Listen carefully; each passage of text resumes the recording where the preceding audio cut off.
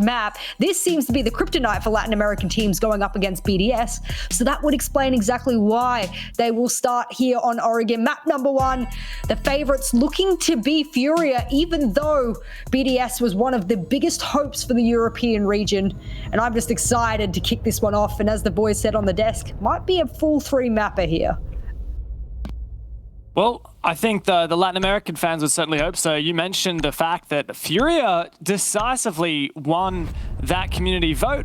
Much to my surprise, I definitely would have given that to BDS. I think that they are one of the favorites to take the tournament, or at least I would have thought so, until they dropped to the lower bracket in the hands of NIP. So BDS are not flawless against these Brazilian teams either. But let's jump into this ban phase. Furia with the Maverick, BDS to reply here.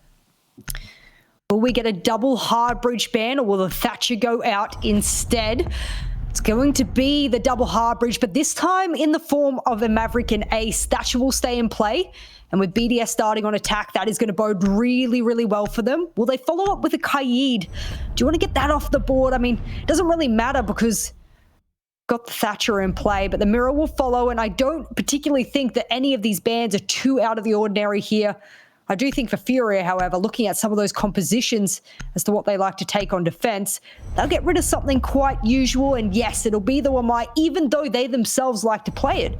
That's an interesting one. They've kneecapped themselves ever so slightly because on Oregon, they like the Wamai. They like to double it up with the Jaeger to protect a lot of the Goyo shields they usually run. So they're changing things up here. Yeah, certainly nice to see the mirror off the board. I would have been very surprised should that have gone through. At this point, Ace and mirror has been fairly staple for BDS. It was a favorite of theirs earlier this year to ban on Oregon, and the mirror seems to be just a net always for BDS. But of course, expectations going into this map, Jess, now we've kind of alluded to the fact that Furia do have a lot of hype coming behind them, but just to bring us back to reality for a minute, I do like to emphasize the fact that BDS have been consistent number 2 in Europe, number 1/number 2 in Europe for about a year now. These guys were 4th, I believe, at Six Invitational last year. And they're well established as one of the best teams in the world, which is why they were favorites for this tournament. Furia, on the other hand, look, they qualified through the Latin American Open qualifier, keeping in mind that there were already the 5 best teams from Latin America who had already qualified for Six Invitational. So in a way, Furia didn't have as much competition to go through in that open qualifier as a team such as Makers, who had to defeat, I think, 5 EUL teams in order to qualify for SI. So I do think that a lot of this points to BDS being the favorites, but at the same time, we cannot count out Latin America. Well, of course, as I said, Furia likes to run the Goyo. Usually they'll pair it with that Wamai and Jaeger play, but banning the Wamai means they'll only have the Jaeger. And now, as a result, they're going to rely a little bit on these Surya gates and a bit of early aggression as well towards the freezer stairs. Shark goes in nice and early, makes his presence known as the R4C pops around the map, and he'll go towards the freezer door as Fantasy thinks a little bit better of it. There's a double crossfire here towards it, so if the hot drone comes down and Shaiko swings, he'll have to hit the nuttiest shots of his life. But for now, it's the quiet before the storm. Yeah, nice little bit of contest here from Furia. It looks overall like an anchor-centric setup. Furia just wanted to do a little bit of a tease on this roam as BDS quell any notion of that, and it looks like Furia are all back on site. Some presence still near these stairwells, likely just to shoot drones and back away. I really like the fact that you've got those 2 players there ready to put some pressure onto BDS, who have, for now, taken great map control and are starting to turn their attention towards this bomb site. Deploying Claymore. Really big fucking hole coming in.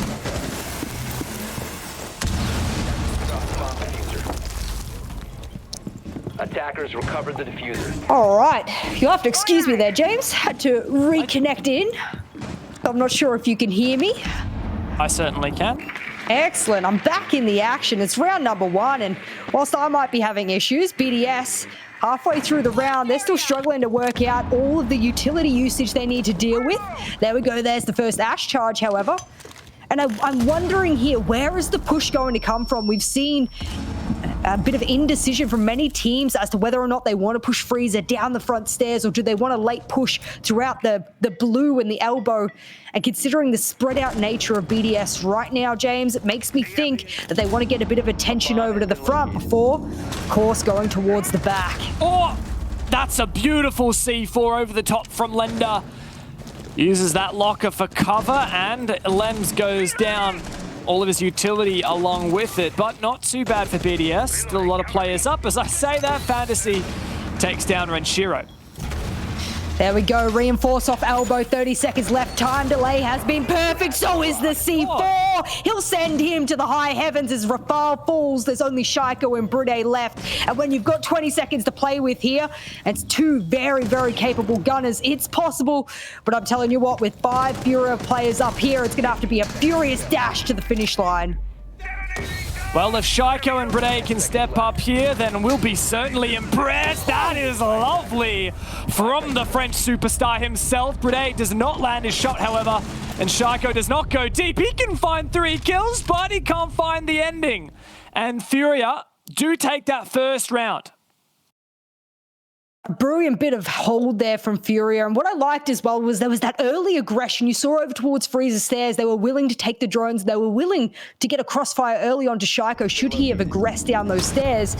Then they backed on up and they went, you know what, we wasted enough time. I mean, Elbow got reinforced off at 33 seconds there. That's how much time they were able to waste, and whilst it might be usual for BDS to do a bit of a pinch push on this particular site, my problem with it, James, is that unfortunately you're relying on each and every player on each and every corner of that pinch not failing. And when that does start to crumble, that's when BDS can't put things together. Really good try there from Shaiko. He'll get 3 kills in the very first round and it'll pad the stats. But James, it's only the rounds that really, really matter.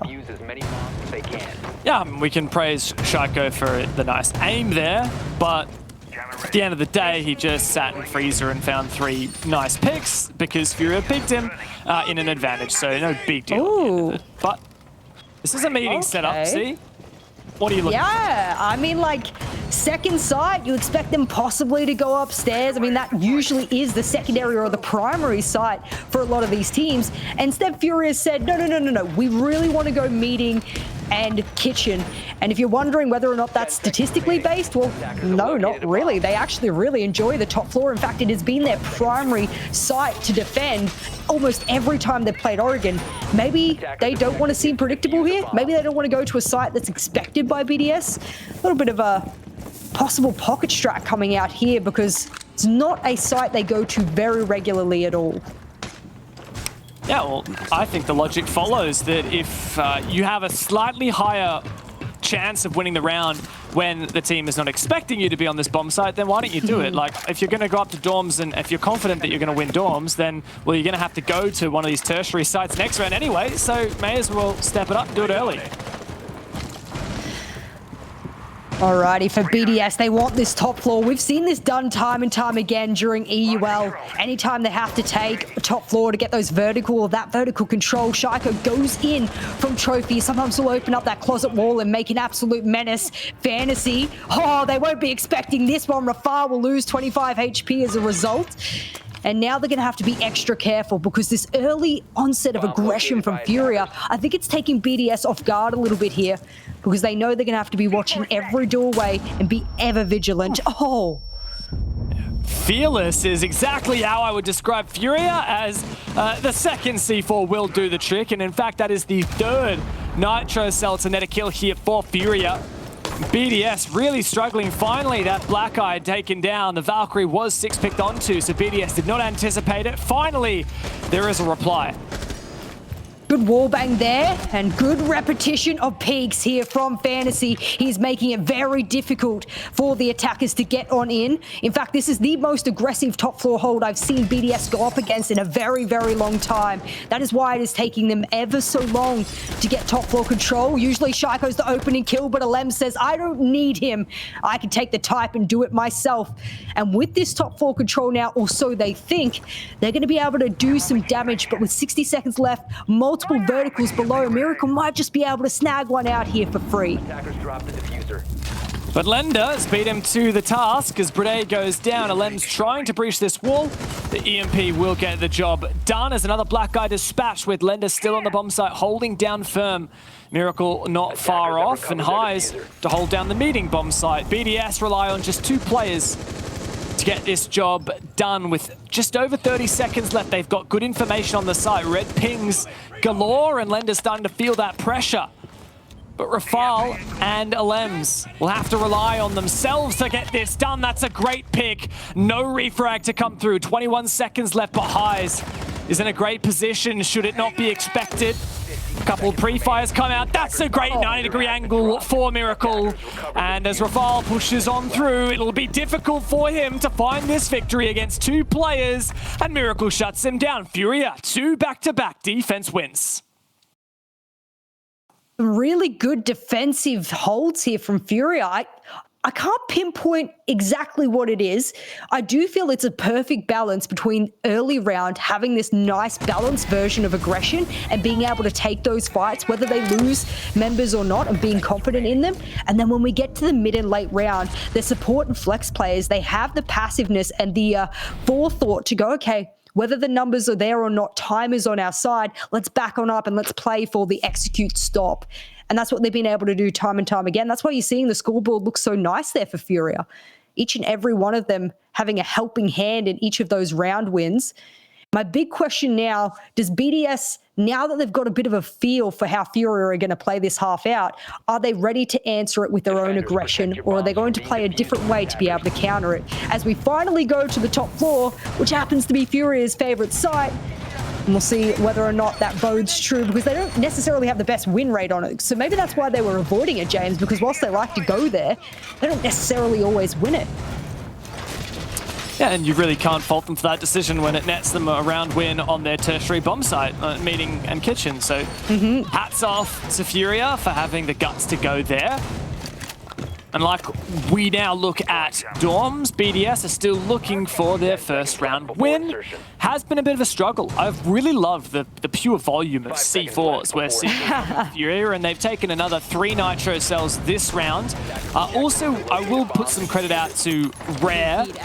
In fact, last round it was Lender who 6-picked onto that Valkyrie. We saw those black eye cams giving some great information, and the 2 C4s tossed up. They really wanted Shaiko, and they got him eventually as well. Let's see what Furia can do with these C4s in round 3. Meeting them at the doorway yet again. Highs will be the one that is hoping someone comes into lobby, but Shaiko, he just wants to get off the wall denial, and that's what he'll be able to do.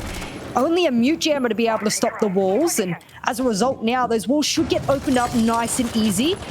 Alems will then get the pinch happening over towards Attic, and this is textbook from BDS here. Get around the side, pinch it should you have to. Late little EMP there from Rafal, because I think a couple of those didn't go off. Yes, that's correct, and that'll be the bottom floor stage they want opened up. So that means they'll have a line of sight if anyone comes to flank them, and they'll be able to enter over towards Attic. And now Brede, he'll be the one to open up this, but my problem with that is, do they possibly know they don't have any impacts to deal with it? So that wall will definitely get opened up, and maybe they might be a little aggressive here. Miracle thinks better of it as he pulls back. Shaiko to put a claymore down. I think that's a wise move when Furia are playing so aggressive and so eager to look for opportunities to exploit. And Furia have 2 players down here near the bottom white stairs, and Rare holding down an odd position underneath the default camera. Shaiko replaces his claymore on that white window. It looks like him and Alems are eager to try and flush out this downstairs pressure from Small Tower. Well, while they're battling over towards Small Tower, Renshiro, he's struggling to be able to use his grenades to full effect. He wants to get rid of the Banshees, and Shaiko's going to be able to get out a couple of those positions from below. Fantasy right up on the breach. They've carried this early round aggression that I was praising them for right down into the mid and late round now, and it is going terribly for them. Shaiko, he'll get it down onto Rare, and Rafal will finish him off. That's an opening pick, but it's very late into the round. And for BDS now, whilst they might be encircling the site, Lender says, get on out of here. This one's ours.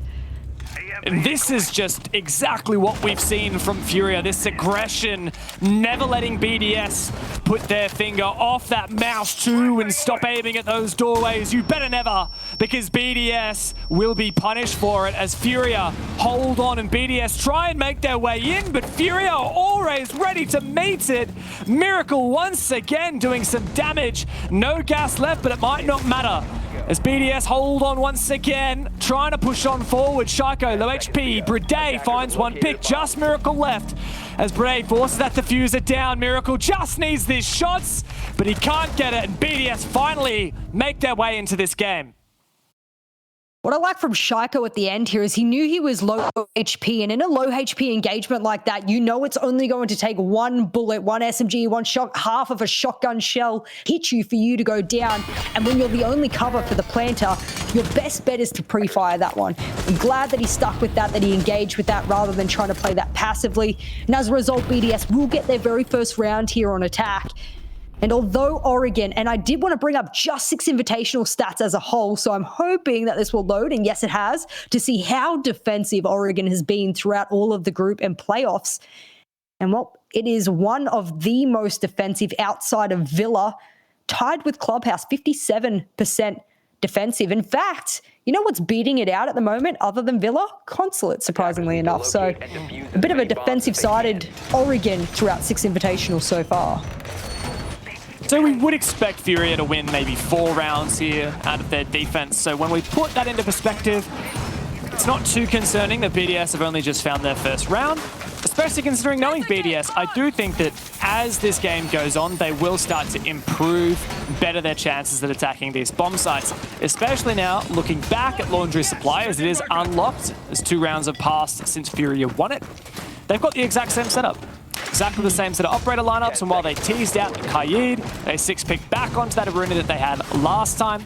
And really this, to me, despite the lack of a Wamai, obviously was banned by Furia, this is very much a, let's have some bulletproof utilities, some shields, of course, 1 from the Smoke, 2 from the Goyo, and some Banshees from the Malusi, and try and protect it as much as possible. The Wamai kind of substituted out for that Aruni, which can burn through a couple of those projectiles. Well, I have no doubt we will see some early round aggression yet again from Furia.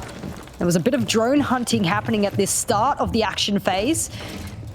This dual peek onto the freezer stairs, they must be convinced because Shaiko is known to crouch walk down them that it will be a problem. That drone will confirm that he will be going up against 2 different members, one with a shotgun, one with a carbine in hand. And if Rare wanted to sneak up behind him, he might be able to get a bit of a freebie. Rare, he's going to shoot out towards the player getting the cam. And whilst Shaiko does have freezer door, he doesn't have much else. So for now, he is stuck in that position as BDS is still caressing their way across the map to try and get initial control, but it's taken them about a whole minute. But I think for now, the problem will be, does Shaiko engage? Does he get this kill? Does he commit? He's heard them run off, and oh no! That's a missed opportunity there, as Miracle will barely get away with his life, and that's the miracle he needed because he still has 3 smoke babes in pocket. I love that timing from BDS. The exothermic from Brede to open up that hatch, and Shaiko perfectly timed that with his peek, knowing that Furia would run away as that hatch was opened. But now, for the Brazilians, they can sit pretty on site. They don't have too much to worry about. As this time ticks down, every second that passes is a slight advantage towards Furia, and they still have so much set up on the bomb site that BDS are going to have to deal with. Well, speaking of dealing with it, that's 1 Banshee down, and that means that Renshiro will be able to come down the back stairs when he chooses to. Yet again, the exact same push here from BDS. They want to try and pinch onto the site and possibly get that diffuser down. No one over towards blue just yet, but they did make a late entrance, as we said before. And now it will be up to the fraggers here of BDS to get that initial entry because no one has been taken down. A lot of these rounds, the opening kill has been quite late into the round. So whether or not it's Furia's passiveness in the mid and late round, or whether or not it's BDS's ability to just focus on ripping apart the site first, whatever that may be, we're down to 30 seconds now and not a single player has died. Lender's hoping to change that. And here we go.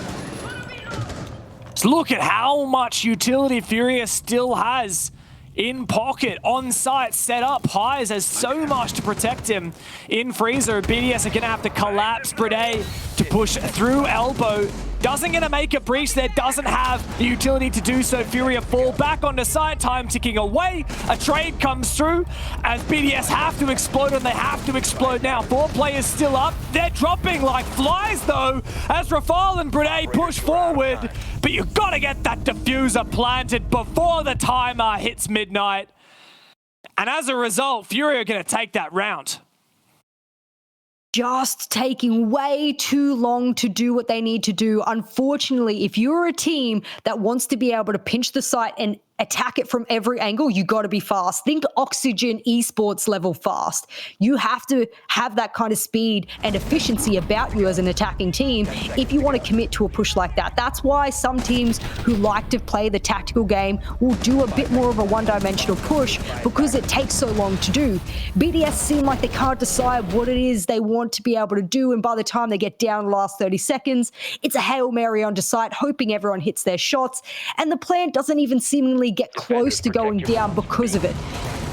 So for BDS now being 2 rounds deficit, that's something for them to think about as we return to the top floor where there was a couple of good shots, but Furia, they're just playing the late game really, really well and not overextending.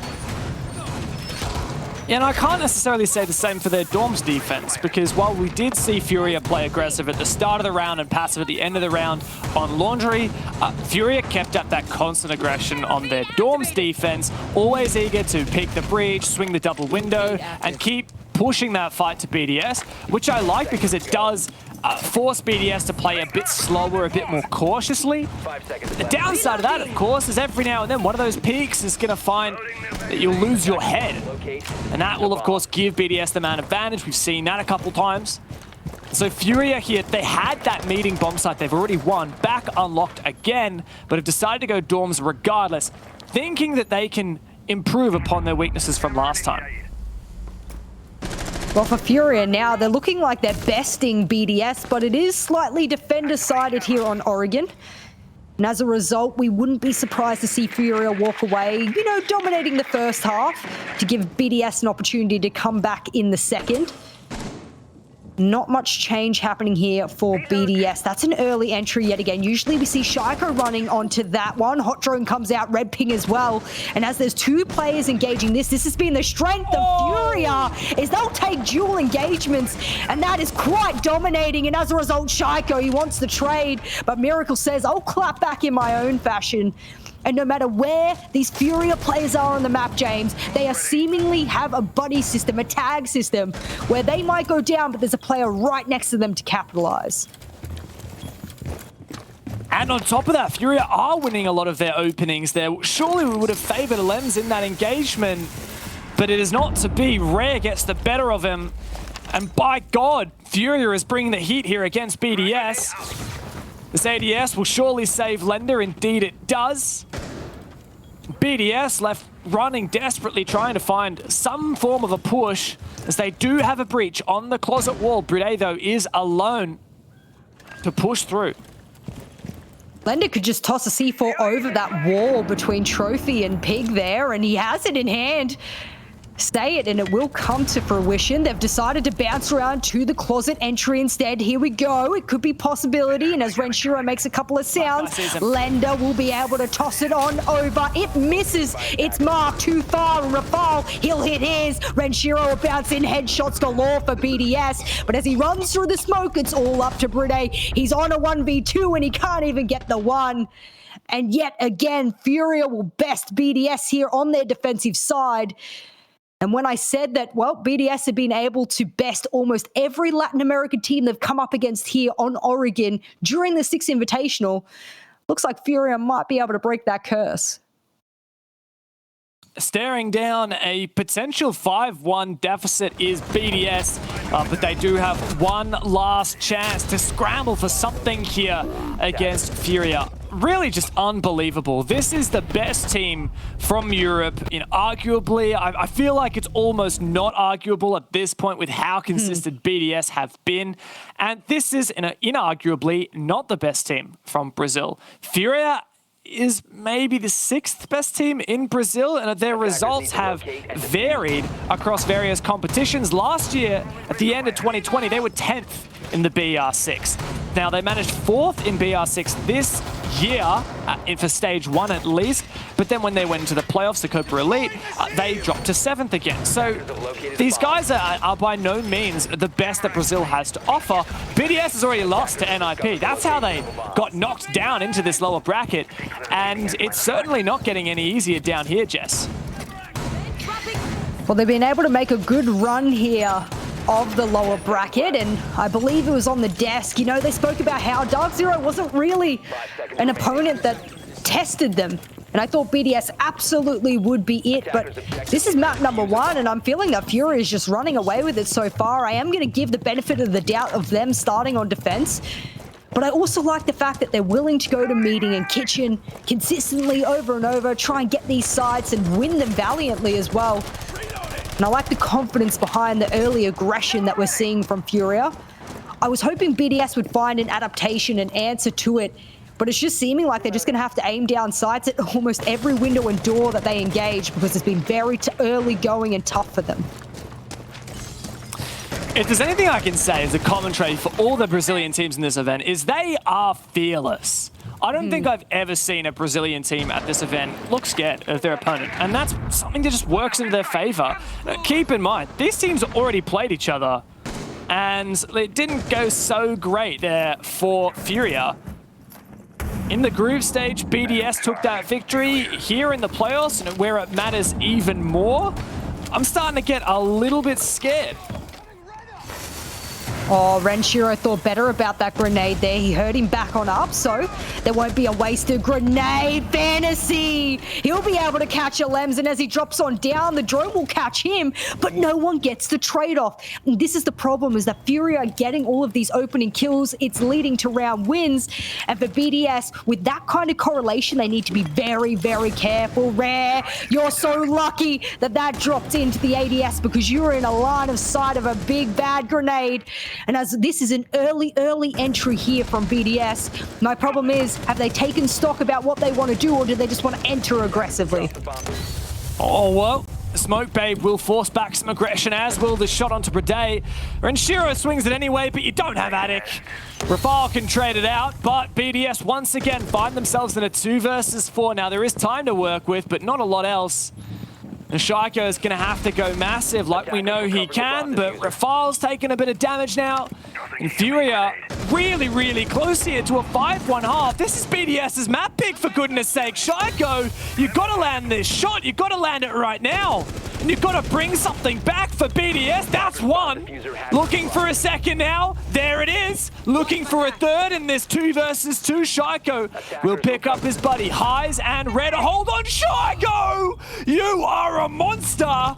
And now suddenly this 2v4 is a 2v1. Shaiko to start planting. Rafale has to cover Highs on for the peak. Can he land this shot? Rafale with the ACOG. And Highs looking for the angle with the MP5. Finds the first! And Rafale has to hold on so low on HP. But Highs doesn't have all the information he might want. Couple of pings here and there as the bait comes out. Rafale has to deny this. Can he get the line of sight? This was a risk, but he manages to fake it. And Rafale now has a second chance, another opportunity to win out this round and salvage the half for BDS. Highs having to fake it once again. Rafale might have got a Highs gonna stick it. You've got to land the shots. BDS bring back the 2 versus 4, and they have the half, 2 rounds to 4. There is not a better player on the side of BDS who you want in a 1v1 post plan. There is not, because Rafale played that to an absolute T. He baited, he went upstairs, he played the powerful position and angle. He tried to listen for the sounds of the buzzer. Of course, that's going to be 7 seconds or just slightly less. And as a result, that was played beautifully, just baited out time and time again. And unfortunately there, well, that retake very possible for Furia, but we end this half as you sort of predicted there. You said it wouldn't be too bad if BDS ended with 2 rounds against the 4 for Furia on that first half. Now that they go into their defense, they'll have to make up those 2 rounds to get it into an even Steven. But for me, I did not expect Furia to come out of the gate swinging as hard and fast as they have. So I think it's knocked BDS aback here as they get onto their defensive half. Now, they too will bring the Valkyrie, which was ever so important to Furia and their intel in their first half. While I am really impressed here by Furia, the fact that BDS could bring back that 2 versus 4 on the back of the 3K from Shaiko, the 1v1 from Rafal, that almost equalized this. A 2-4 half on the attack is nothing to be too upset about here for BDS. Yes, we would just in general favor BDS in this matchup. Yes, we would favor it being their map pick, of course. But a 2-4 between two evenly balanced teams, I think you'd expect a 2-4 on the attacking side. So BDS can't beat themselves up too much. Still a lot of work ahead of them. They got to get at least 4 rounds of defense here to push this through. But they're very much capable of that. They'll go to their favorite site. Unlike Furia, who went to one of their less played bottom floor sites, it's not their favorite. In fact, the top floor was theirs. But for BDS, the bottom floor is by far their favorite site to defend on this map. And they'll set this one as a bit of a lurk roam by the looks of it. An opportunity for BDS to come back to site quite quickly, given this placement of each of these players. Shaiko up the back stairs. Lems has gone back towards the freezer stairs. Lender will open up above him as well. That's a nice little counter to anyone coming up those freezer stairs. And is he aware of someone in tower? Yes, he is, and it's Renshiro. He needs to be careful, because if someone cuts him off at the bottom of big tower there, he has nowhere to go as he makes his way out. He desperately wants an impact frag or to get some more drones. And with the immense pressure from Furia here, they're going to have to rotate all the way back to site and play it as a turtle. Yeah, certainly BDS will be relying on a lot of this util they've set up on site. Unlike Furia, they don't bring the Goyos. They have 1 less shield, but the Ela will supplement. Furia also on their attacking side bring a slew of operators that we didn't necessarily see from BDS. Particularly, I'm looking at that Capitao. We've seen some pretty amazing Capitao play so far at SI. Teams like FaZe, really, really loving what we see from them. And honestly, Furia, playing in the same region as FaZe, might have picked up a few tricks of the trade of those early executes, of those really precise and calculated, methodical placements of the smokes and the Capitao firebolts. And I would really love to see that from Furia here. Well, however they plan on using those fire bolts, this is an early one. Is that to get the wall? Yes, it is. A lot of people will mask either the Selmas or those ex-Kairos, and Brune, he'll shoot wildly through it. He'll catch them all somehow, some way, and they'll go yet again. Oh, Fantasy! That's a little bit of a misclick there, and the last smoke will be used to make sure that they get that wall. Nice C4 to only capitalize on about half of the HP. And the big thing here about me is they're committing a lot of the Capitao utility to this wall. Did they get it all off there? I believe they did, which means all of those smokes were wasted. And it also means Rafal has been allowed to survive at Bricks. Fantasy goes for the peak, finds 1, traded. That's a great pick from Renshiro, who doubles down with a 2nd kill, and the drop comes through. Here comes the refrag, attempted. That flashbang does not work out for Highs, and BDS starts strong on their defense. It was just a series of unfortunate events there for Furia, it seemed. I mean, you look back to the last sort of death there in the round, or one of them. He was flashed by his teammate pop dropping from the E-box, and then, of course, players throwing grenades right in front of themselves. I think that was just one of those rounds that you have when things just don't really go to plan. And for Furia, that means that the gap is slowly dwindling between the rounds that they had collected against BDS on their first half. And all BDS needs to do now is have another pretty good run on the upstairs side, and they'll be able to even away the scoreline, as they are defensive-sided on this map. This map is shown to be defensive-sided throughout 6 invitational groups and playoffs. And that will seemingly continue if these teams keep racking up these defensive rounds. As we go to the upstairs site, which actually, I'm going to be honest here, it's got, let me calculate percentile-wise. Yes, this is the highest win rate site defensively for BDS out of all of the sites that they've ever gone to. Well, there you go. It's a pretty damning stat. Definitely going to be looking to see if BDS can keep up this momentum, but Furia will do their best to thwart that with a tactical timeout of their own. A bit early, some would say, but I like the fact that Furia here is focusing on retaining their advantage. A lot of teams only use a tactical timeout as a, oh no, we're losing, quick, let's tack timeout. Instead, these guys are like, all right, let's go. Come on, fist pumps all around, coach behind. Let's get pumped, let's get ready, and let's start having some momentum on our attacking side. I think they know the mistakes they made on that attack, mind you. Like I said, it was just an unfortunate series of events. I don't think anyone meant for it to happen that way, and I don't think these were big mistakes that can't be fixed in a round or two. I truly don't. But if you're looking over to the side of BDS, Shaiko has already hit the 2-digit kills, and you would expect that of a fragger of a team to be putting up the kills on the board. He'll have a 2KD at the moment, and that could change at any given time. He's to get those 3 kills in the very first round, mind you, as well. So we do have to remember that that is spread out over multiple rounds. But this top floor, the thing that I like is that Rafal has decided, as the flex support player, that he's going to bring Warden.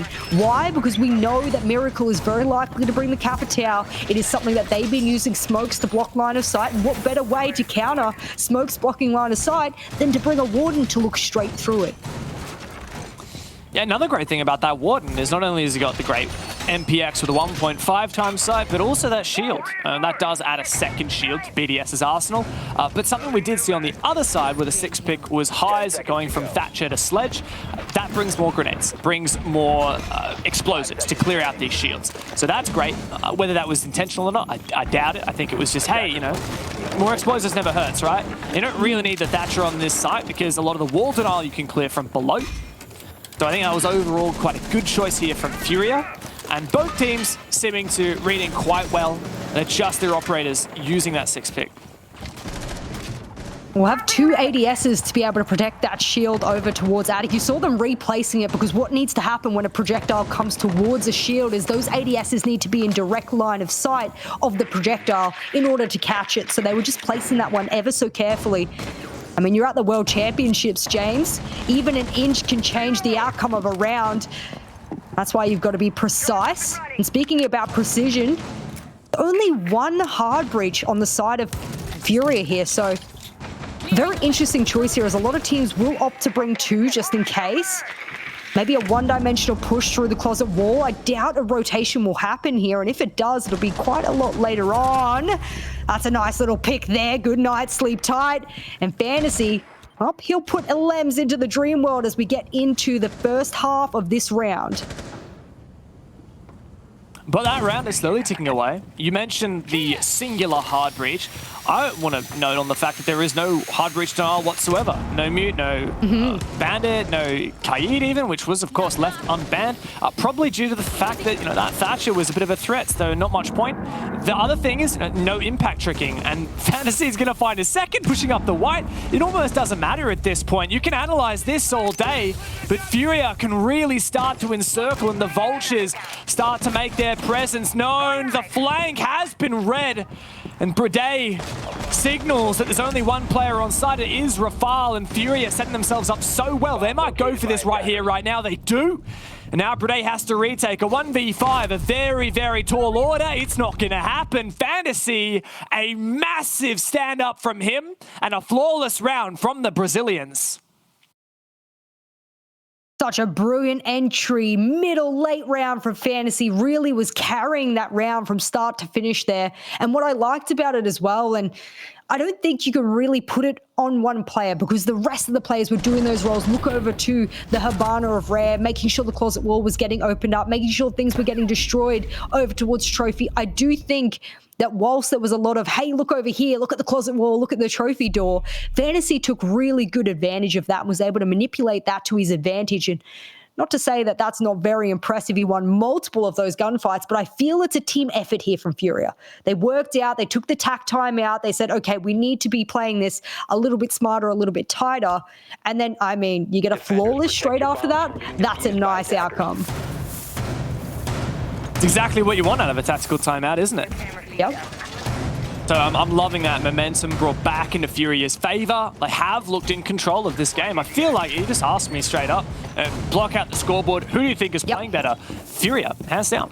Furia has looked like the better team. BDS has had some great moments, But if you take away that one round where Shaiko got a crazy 3K, Rafal got the 1v1 clutch, because rounds like that, you know, you can't rely on them. They're on the knife's edge. You just kind of, you take them when you get them. You're like, thank you, but I hope that doesn't happen again. And you take that away, and this would have been a 6-2 for Furia right now. Like, that is bonkers to think.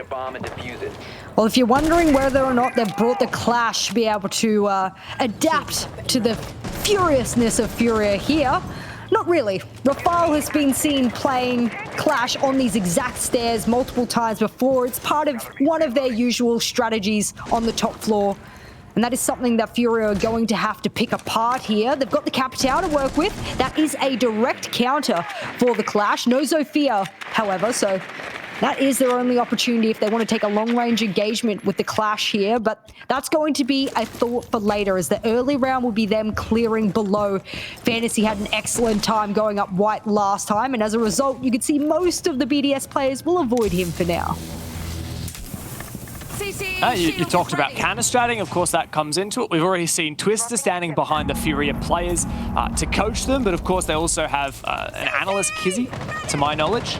And Furia going into this game, BDS is one of the teams that you always study. Like, when you're known as one of the best teams in the world, everyone's looking at you. It's the curse of being at the top. And so Furia surely understands BDS better than BDS understands Furia. I am absolutely certain of that. And as we get into almost the 1:30 mark, that's exactly what Shaiko did to Furia, and now Lender gets a little bit of payback and says to BDS, here's a taste of your own medicine. And Fantasy, when's the last time this man died? Because it's seeming like he can get kills and be completely invincible for Furia here. They're making such good work with so much time. It's like these Latin American players on attack just want to speed run the map. And there we go. There's an answer back. There's still a lot of time yet to play with. Yeah, and how much longer can Shaiko sit safely behind this shield with the utility we see from Furia? That said, all the nades now gone. So this is starting to be a bit grim. We also have some Banshees still surviving. So for Furia here, they're starting to hit a brick wall. They might have that numbers advantage, but there's such a strong setup that BDS have. Rafal is trapped now. He goes for the 360, does not work. And that is white stairs control for Furia. This is big now for the Brazilians, but so is that from Shaiko. He's been a shining light for the French, and him and Brede once again will have to step up, as Furia have just 3 players left. Pre-fire through the smoke, but Brede is met with fire of his own. Shaiko, the last man standing, he can't ace up. And Furia somehow take match points on BDS's map pick. Incredible scenes here. I cannot believe that Europe's best hope, and as someone who is commentating the European League and has watched BDS for the past more than a year, I said from the very beginning, going in to the 6 Invitational, that if BDS plays with the same dominance they have in EU, they can come into the 6 Invitational and just absolutely slap people around. Now, I think I underestimated how prepared Latin America was to slap them straight back in return. Incredible scenes here. Fantasy having an absolute game. And for those wondering, is Fantasy usually the carry for the side of Furia? Nuh-uh. Go look at the group stages. He had a mere 0.81 rating, the worst rated player inside of Furia by far. His cost was all the way down at 53%, and he was their fragger. His survival was abysmal at 21%. He's come up against BDS and he said, stuff those stats. I'm coming in to prove a point. I'm coming in to prove why I'm one of the biggest fraggers for Furia. Put those group stages behind your Fantasy, because this is where you're making your statement.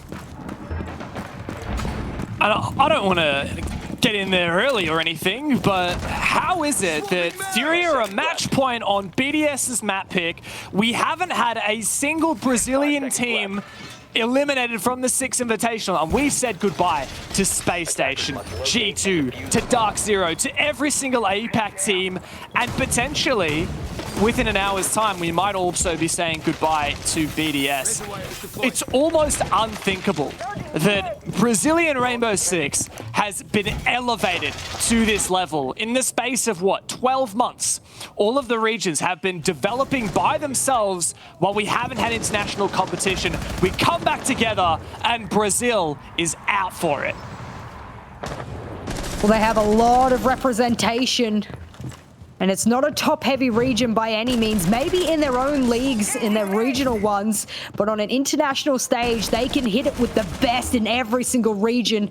Lender, he'll shift W in onto site. Good read, good game sense. Almost a nice little wall bang there, but he doesn't get a single lick of damage over to BDS while that is capitalized back. And he'll fall to about 20 HP. And that wasn't a very fruitful engagement there for Furia, but what it's done is it's made them fall all the way back to site. So you've essentially cleared the roamers in about 60 seconds. Well, that is going to be fruitful for them as they're now able to work on all the hatches, make sure they open everything up here. Some seriously impressive attacks here from Furia. One more round, and they will win BDS's map pick. It is a laundry supply defense. This is where BDS thrive. This is where they've already won. This is where Furia tried desperately to address the BDS defense and could not break through the siege. As BDS hold on, still same setup that we've seen from them in the past. The same setup that Furia struggled to deal with. Difference, Fantasy is over at blue this time instead of forcing his way down the rear stairs. That ADS is just a touch too far away from that shield. That's why it's not able to capture what they were looking for there. He'll take a little bit of damage and they'll do exactly what they did last time. Try and get that wall opened up onto Shaiko's spot. Not that he's playing there right now. It was Rafal. And as they lose access to that side of the door towards bricks, it means they'll have to back on up. A lot of drones will be raining around as well. Miracle, very lucky he quick peeked that one because his head would have been taken clean off. C4 rains up. Miracle, he took out the crossbow instead and he wants Renshiro's life. And as he hides in the corner from those flashes, Rare will drop down. Rafal will have to save him, and save him he does. Here comes the execute for Furia. They take control of Pillar and they suddenly have this man advantage. Rafal, though, massive from him. Finds 2 quick kills with the Scorpion highs. Holds on, but not for long enough. And BDS stay alive here on Oregon. They are holding on with their fingertips here, James. BDS knows that this was their best chance to topple over Furia on one of their statistically best maps. It is BDS's map pick. We sound like a broken record for a reason, ladies and gentlemen. What's the next map, James? What's Furia's map pick here, just so I can break it down? Yeah, let me break it down for you. Whilst we have seen BDS go to Clubhouse many a times throughout EUL the past few months, go look towards Clubhouse on their recent stats. And then you can wonder exactly why Furia have taken it. You go to the best of 3, where they took Ninjas in Pajamas yesterday and they lost 7-4. Latin America knows how to dismantle BDS on Clubhouse, and it's looking like Latin America will also know how to dismantle BDS on Oregon. 2 more rounds though, and we could be into OT. But as we go to meeting and kitchen, we've seen this expertly held from Furia and expertly taken by BDS. And they'll have to show that they have the strategy needed as Bride makes himself to tier 3. Is he going to put a Surya gate? Interesting. Yeah, that's not a usual one. Yeah. I wonder what the purpose of that is. Maybe we'll speculate later into the round. But this right here is BDS's chance to get back into it. They've lost 2 Dorms defenses already, and so they decide not to give it another crack. Of course, they will if they win this round and stay in this map. They're going to have to either go the dining kitchen side or back to Dorms. But I think kitchen meeting here, this is a smart decision. We saw it from Furia as well. Subvert the expectation. Change things up. Don't keep banging your head against that wall. Well, Renshiro will be the one that stays up on the tier 3 here. Big thing for me about that Surya gate is that maybe they want to play it early, and that will block any drones from being thrown into that window. It doesn't look like Furia really care about it at the moment, though. Look at the placement of all of the players. They want to push in through bedroom. They want to get that closet wall opened up. And as BDS have the top 4 control, this looks like bit of a deja vu moment here for me. This is where Shaiko stood when a C4 came raining out because of the black eye above them. They're going to have to be very careful here as there's many mute jammers stopping them from gaining that very, very important intel they're looking for. But fortunately, though, for Furia, BDS do not have as much information themselves. No Valkyrie in the lineup. And the Mozzie drones maybe, but very unlikely. But speaking of, we do see Brede get into the game, taking down Lender. Fantasy, though, he's been that core fragger, that core step-up player. Miracle finds one. And now looking to push on in through. That's a big kill for Fantasy once again. And suddenly this hold is slipping away for BDS as Furia have taken the top floor. Oh, great C4. That's a double for the trouble. And as we're halfway through the round, they've also managed to more than half the man count for Furia. He'll do the fadeaway. He'll pop up that C4. Good use of the C4 there.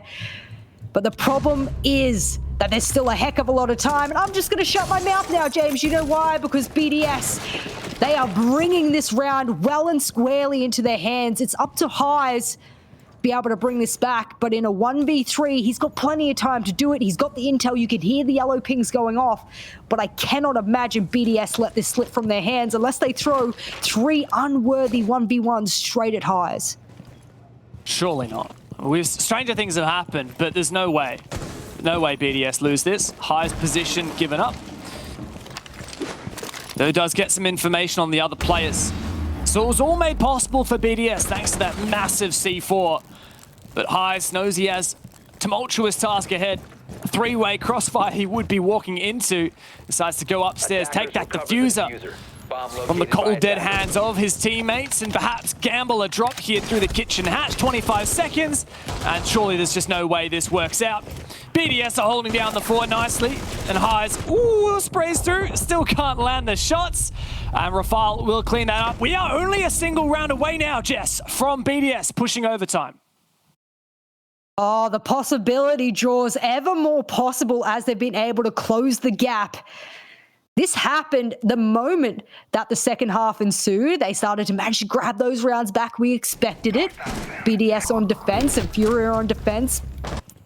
Worthy opponents of each other here. But this is where it gets really serious because for Furia, they've already used their tack time out here. They don't have an opportunity to stop the flow and momentum that BDS has. And a really big game coming out from Fantasy. I mean, the kind of damage you could have gotten if he hadn't gotten a C4. I know that that's a what if, that's a big what if, but he's just been having a game and a half, really redeeming himself after the group stages. And Lender says, I don't need the Ash, I'm going to take the Jackal instead. Been struggling to track down a couple of you as you run around the map. So that's a nice little counter. They'll go upstairs. What I will say though here is, like, this is dorms again for BDS, and this has been a real struggle. Like, they've tried the clash, they've tried no clash, and no dice either way. It's just not been a great showing here on dorms for BDS. So while it is starting to look like BDS are picking up some momentum here, they've already played this twice, they've lost it both times, and they weren't super close rounds either. Furia are very, very strong. They're so good at finding picks here on this site. And we really need to see something change here for BDS. They can't just keep doing the same things that fail. You do the same thing over and over again, it doesn't work. That's the definition of insanity right there. Well, if you guys are wondering how they were able to dismantle Rafal on the clash last time they pushed this, they actually flashed on over towards him, put a flame on that door to his right so that he couldn't go back to sight from double window, and then someone pushed up through his zaps. He tried the 360, and he failed. And that is a counter, not that I've never seen before, but is a very high tier level counter to the clash and that particular position. So you could tell that Furia have studied BDS. They know how to deal with it. And yet again, Fantasy will make his way in through Shower's corridor. We've seen him do this time and time again. And Lender, he wants in on the party. He wants a bit of a pinch push. There'll only be the clash there for now and a Banshee as well. Prince, that's the mute. Spotted out. Oh, Lender. I don't think on the other side, Alems was aware that that was where Lender was coming from. His position tracked. Also a drone on the position. This could be the 17th kill for Fantasy, but nope. Does not go the correct direction. And Alem still holding down in security. But Furia have made good progress elsewhere. And Lender's used his second scan to spot out one of those players on site. This Clash getting quite aggressive down the bottom of the stairs, but Lender has no util to clear out that Banshee. This is getting quite difficult. That Banshee's been really handy, but guess what's even more handy? The Gon. And of course, there we go, the swing and the SMG-11. The fire rate is just too good. Rafal wants to help out, but he does more damage than he does help. And now he's going to have to be able to help me out more, but as more of the BDS players swing and try and use the Clash as a free moving mirror, it works well against them. And Rafal on a lick of HP, a tiny bit of splash damage will be enough to take him down. And this is match point for Furia. They've got a man advantage here, sub 60 seconds, but they've made work of the time that they've had. And whether or not BDS wins this will come down to the remaining players of Shaiko, Brede, and Rafal. Some serious 1vx players in there, but you don't want to do it when you're staring down the barrel of match point. Oh, and when Rafal is 2 HP to his name and there's a Capitao on the board with 2 Firebolts still in the crossbow, I mean, BDS better hope for a miracle here because they've got some coming straight for him. There he goes, burns in the flames, and suddenly it's on BDS. Shaiko and Brede once again in a 2 versus 3 to hold on here, staring down match point. Furia have been so good, and this might be the final dosage for them. Highs holding down. Shaiko has to land it. Brede is in a clutch situation. A 1 versus 3, but Furia have unleashed, and now they hold on in this post plant. Brede doing his darndest to make this retake happen, but it's a dream so far away, he can barely remember it. Furia take down BDS on their map pick.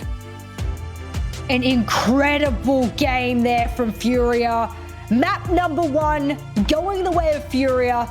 I didn't predict it. It's not in my predictions, and it's certainly not what I expected on Oregon. We said it was BDS's map pick. It most definitely favored them going into it. Some tumultuous results from Furia on it in the past 3 months, but they will add yet another win to their ratio. I really don't know what to say. Fantasy just had a field day. It was his playground. Incredible showing from Fantasy and his teammates there. Wow. And in contrast there, we just saw Alems. My God. I would not want to be sitting at that desk right now. I would not even want to be a fly on the wall. That is honestly quite terrifying. BDS have been such a strong team for such a long time. Imagine 2020 being BDS's year. Imagine the 6 Invitational this year. They don't even go as deep as they did last year. Thanks to just the open qualifier Latin American team. I think it's pretty safe to say Furia is probably the weakest of all the Brazilian teams at this event. And they're still knocking out Dark Zero like it's nothing, taking BDS on their own map pick. My God, what is happening at 6 Invitational? It is Latin American dominance, and anyone who says otherwise needs to go have a little look at the bracket, because we're not wrong when we say our new Latin American masters are we just have to praise them. Because everything every one of those teams has been able to do has been incredible. It is a flurry of the Latin American teams from top to bottom of the bracket, and that's what you like to see, especially when there's so many teams representing. But you said it before, James, not a single Latin American team has been knocked out yet. And if Furia win this very next map, or even the last map, they will walk away carrying on that dream for Latin America. I mean, at some point, a Latin American team has to fall, and that will probably happen in the coming games. But wow, Furia has seriously impressed me. You know who said not to underestimate Furia? Ace. He's been putting it out there day after day, month after month. He said, I believe in Furia. They're an incredible team. Came up from those Challenger League and was able to do monstrous things. I'm starting to see your vision here, Ace. I understand what you're talking about. Well, BDS certainly have some work ahead of them. But let's toss it back over to Guz and Xenox to break this one down. Well, it's LATAM's world, Guz, and we just all happen to live in it. They are completely dominating 6 Invitational, both in the upper bracket and now even in the lower bracket. What a result from Furia, firstly, on BDS's map pick. And they looked utterly dominant. The big difference for me was Kid Storms. So surprise, surprise. Yeah, that always seems to be what happens when we're involved in a broadcast, seems to be the objective that these matches end up winding down to. But I guess just taking a step back, it is just impressive. Simple as that Furia have beaten BDS on their map pick. That alone is just... It feels weird to say. It feels very weird to just say those words, but Furia stepping up massively. And one player in particular that went huge for Furia was Fancy. He was absolutely popping off, posting some pretty insane numbers. He had 1.63 rating, 18 and 9, but he is not the player that we would expect to go huge. Jess pointed out during the cast, during the group stage, he was kind of just floating around. Wasn't posting any big numbers in really any of the games. And in fact, I believe he was the lowest rated player for Furia. So it's just insane that one of their players against BDS just had such a huge matchup. And overall, Furia just really had them covered. There were a couple of great efforts, particularly in 1vx scenarios from Team BDS, but in the end, you can't rely on that for consistency. And you could see in the post-match, they were pretty frustrated. Lems was particularly aggravated, and understandably so. Losing your match pick in a BO3 is pretty disheartening. They got off to the perfect start, Furia. They got out to a 4-1 lead before BDS did close out the first half, making it 4-2. At that point, you kind of felt like, especially off the back of the first round in the second half, where it then goes to 3-4, you think, okay, we've seen this script before. Team A does well on defense on Oregon, but then Team B does even better on defense on Oregon. But then how quickly that script changed when we went over to Kids Dorms, 2 attacking rounds in a row for Furia, and that very much set the tone as they continued on towards the end. And then as we had to go back to Dorms one more final time, it was once again Furia taking it out. So they did win it out 3 times from 3 attempts in that second half. That was the difference maker. Furia move on in this series with a 1-0 advantage. They will go to their map pick now, Guz. This is usually where you would sit back and say, it's likely a 2-0 is going to happen. Now, the fact that it's BDS on the 0 right now and Furia on the 1 means that you're still not 100% sure. But if the roles were reversed, if this was Furia's map pick that they had just lost and BDS won, everyone would be singing to the high praises that BDS will win at 2-0. So why can't Furia? Surely they're going to their map pick. Yeah, and overall, BDS have had some struggles on this map pick against Latin America, so you would have to suggest that, or believe that maybe Latin America as a whole has a good read on EU, and in particular BDS, so it doesn't bode well for the Frenchmen. Yeah, this is a rough situation that they find themselves in. We'll have a quick look, of course, at that map summary. Everyone at home can digest the stats. As I mentioned, Fancy had a huge game, 1.63. That is a nutty rating, +3 on the entry as well. Also, Miracle and Hires going positive on the entry too, which gave a fantastic advantage to Furia. Unfortunately, Lems, Ventura unable to really find themselves in that match. Brede, one of the strong supports for BDS, finding life pretty difficult as well on that role. Just overall an overwhelming result there for Furia. BDS really feeling the pain, I guess, of that overwhelming playstyle. There's at times a bit of, a topical discussion around the statistic cost and whether it holds much of a weight, because we tend to see high numbers. But 33% for Brede is extraordinarily low, right? If this is a stat that is usually relatively high, a lot of the players usually 60% plus, to be at only 33% in that category is pretty low for Brede. Just to sort of touch on that, as you mentioned, LMs, Renshiro. So there's a lot of improvement on the side of BDS. Like there really is a lot that they will need to improve on. That 7-3 scoreline though, that one's not correct. It was 7-5, but ultimately still the same result going to Furia. Yeah, still a dub, still a 1-0 lead in the series. The map score itself really does not matter. In particular, all we know is that it's penciled in as a Furia win, 100%. They have that series lead. They're going to their map pick next, and this is scary for EU as a whole, man.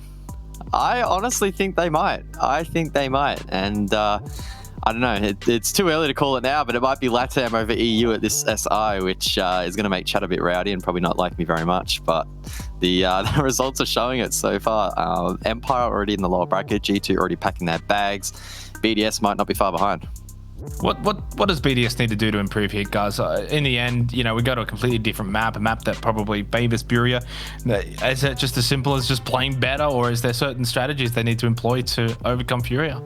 Well, I guess on piggybacking off the back of the strategy discussion, there's no reason for BDS to be hiding anything at this stage, right? So this is the opportunity for them to show us exactly what they have on Clubhouse. There is no second chance. If they lose this next map, they're going home. I don't know how far they live away from the venue. It might be a stone's throw away because they're from France. So it might not be the longest of trips, but they won't be playing any longer in the tournament, and that's not where they want to be. So I expect them to go deeper into their strat book, show us exactly what they can bring to this map. Difficult to know if they're going to have a good read over LATAM. Like Dev said in the cast, you kind of have the curse as BDS going into this as the scariest team, and everyone else sort of chasing behind you and knowing what you're going to bring. So hopefully BDS do have some stuff stocked up, ready, tucked away, that they can bring out in this matchup. Otherwise, they could find it pretty tough.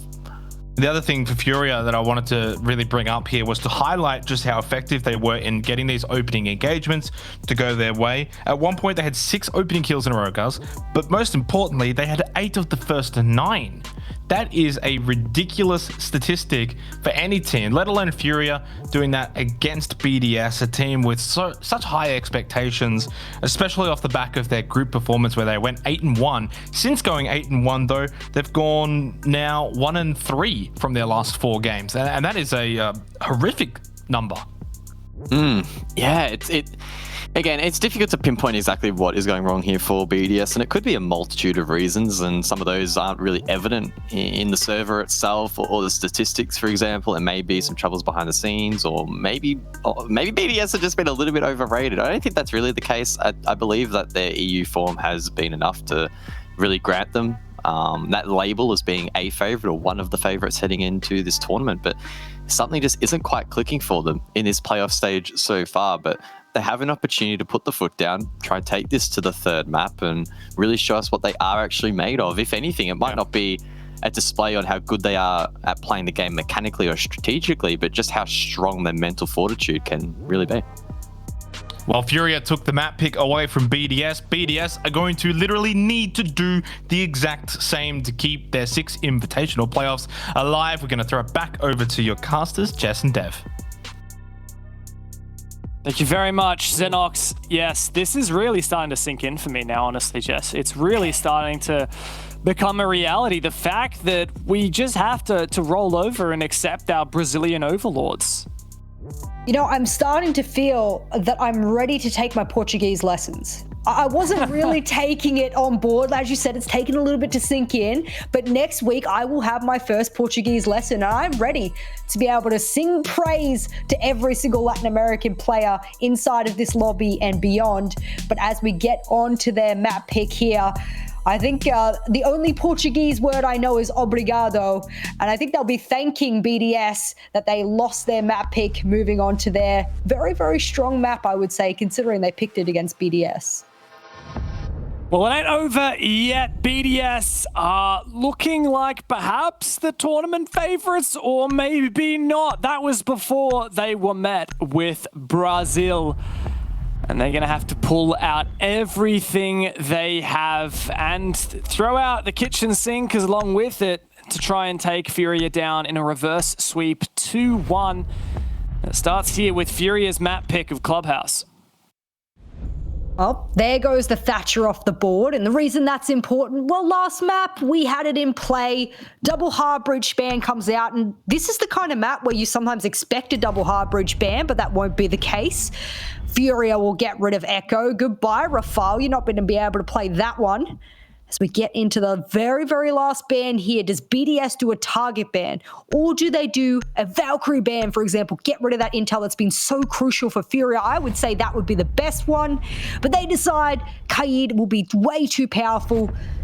And they get that off the board. I don't know. I think that Valkyrie and how well Furia were using it. I know BDS uses it as well, but it just gave them so much intel on their defense. Really was the kryptonite for BDS, as they will get to start on their defensive side here on Clubhouse, unlike map number 1. So maybe we see a BDS favored first half here, unlike we did on Oregon. Yeah, while the sides might indicate that, honestly, the thing that is so scary for me is the fact that when we came out from that match, we saw the victory shots of Furia. They were looking hyped, and then we saw BDS, and holy crap. Elems did not look happy. Holy crap. He looked very, very upset. And look, I don't really speak a word of French, but I'm sure that what he was saying would not be allowed to show on the stream. I'm sure that BDS had a lot to talk about. And look, they don't have much time to talk about it. They've got to get out of this fit that they've been in. They've got to keep the ball rolling here. Their 6 Invitational campaign has looked so damn good. I mean, throughout the group stage, they were almost flawless. The only map they lost was Empire, and that was just by 1 round in an 8-7 overtime. Coming into the upper bracket as the 2nd seed team, they lost to NIP in a 3-mapper. Surely they don't go out here to Furia in a 2-mapper. 5 seconds. You're starting to paint a very scary picture for the EU fans out there, but if you're wondering what Furia might be putting on the board here, they're going to bring a double hard breach of their own. They'll bring the Maverick, they'll bring the Therma, and this is why that Valkyrie ban was not employed, because Rafale wants it.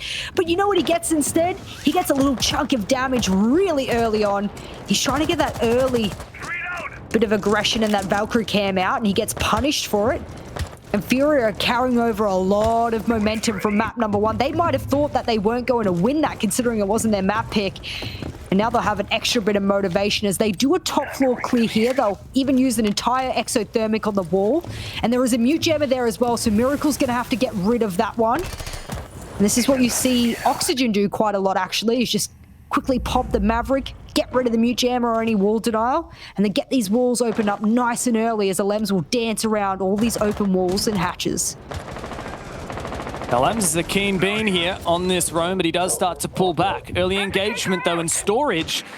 Lender ends up worse for wear, but he does a lot of damage on the Shaiko. That C4, an air ball. And that does leave us in a strong position still for BDS, but Furia are really starting to encroach upon their map control. They're stalling a heck of a lot of time here. Look at all those blue outlines as well. They've all partnered and buddied up over towards the red stairs and CCTV. Alem says it's time to cap on out of it, but Bride on the mute with the SMG-11 says, I want a little bit more. Finally gets on out of there, and they'd also committed multiple Surya gates. Finally, Shaiko able to get the revenge. Fragger v Fragger, and after what Fantasy did last map, it was huge. But Lender, he was very low HP, not a surprise that Alems was able to pistol him on down. And I thought that they would just be able to waste half the round there, James, but they got 2 whole kills.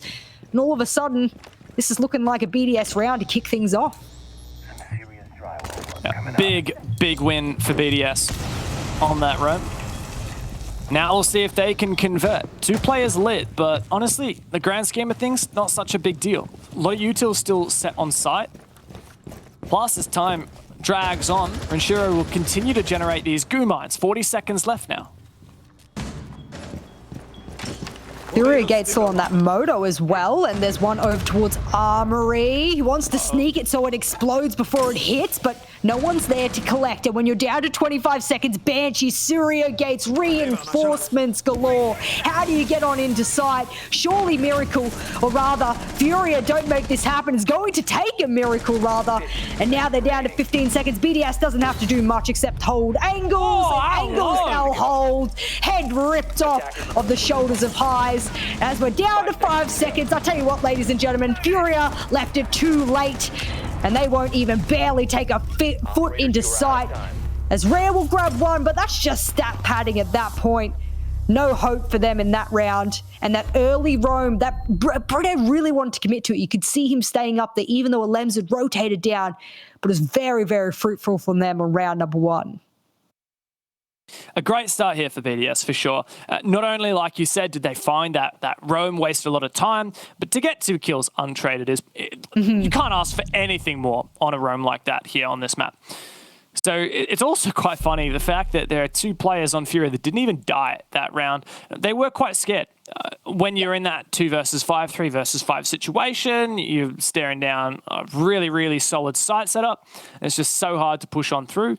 Yeah, I don't blame you that you're not just running headlong into death, but that is a bit of a stark contrast to what we saw on Furia from on Oregon, right? These guys were just fearless. Everything they did without hesitation. every fight they took with complete conviction and confidence. And we're going to need to see that from them. I think that the fact that Furia started on defense on the first map just made them feel more comfy. And now that they're starting on attack on this map, I think attack on Oregon looked better than attack on Clubhouse. And I don't think it's necessarily a strategic thing. I just think it's a comfort thing. I mean, it's a bit of the mental, right? Furia went up with such an advantage on their defense on Oregon that by the time they got to the attack, they're like, boys, we can do anything.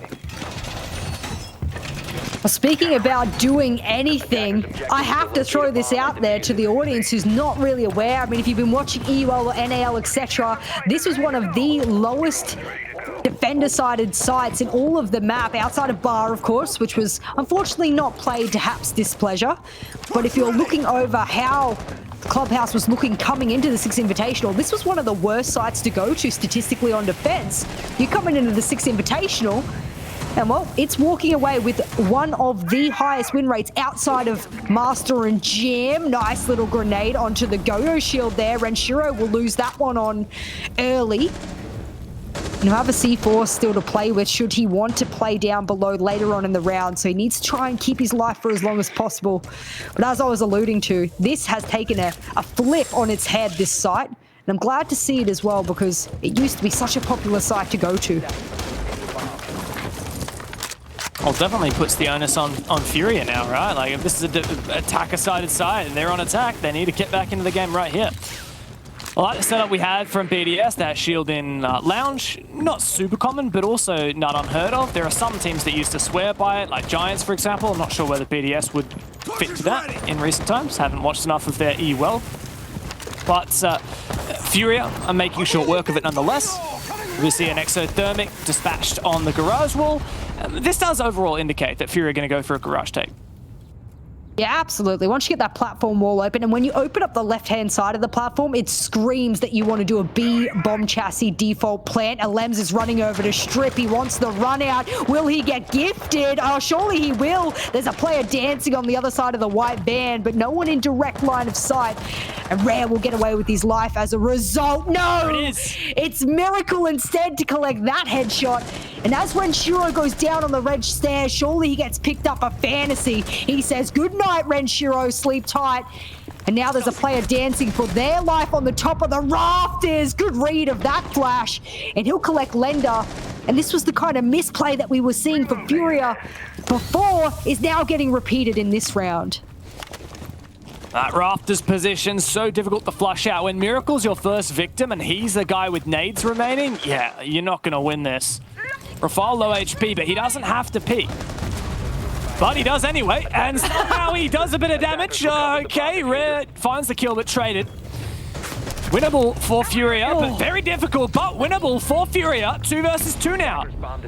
And Brede finds that headshot. Fantasy goes down, and Brede finds the second. BDS are back, baby. Oh, the back line of Brede held strong. SMG-11 in hand. Only need 1 magazine for that one.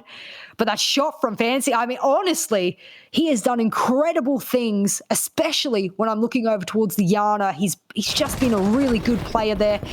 Lacking the grenades over to Garage, however. I'm wondering what was going on there. Okay, one was used towards the Go-Go Shield and Lounge, but there's still many others to pick from.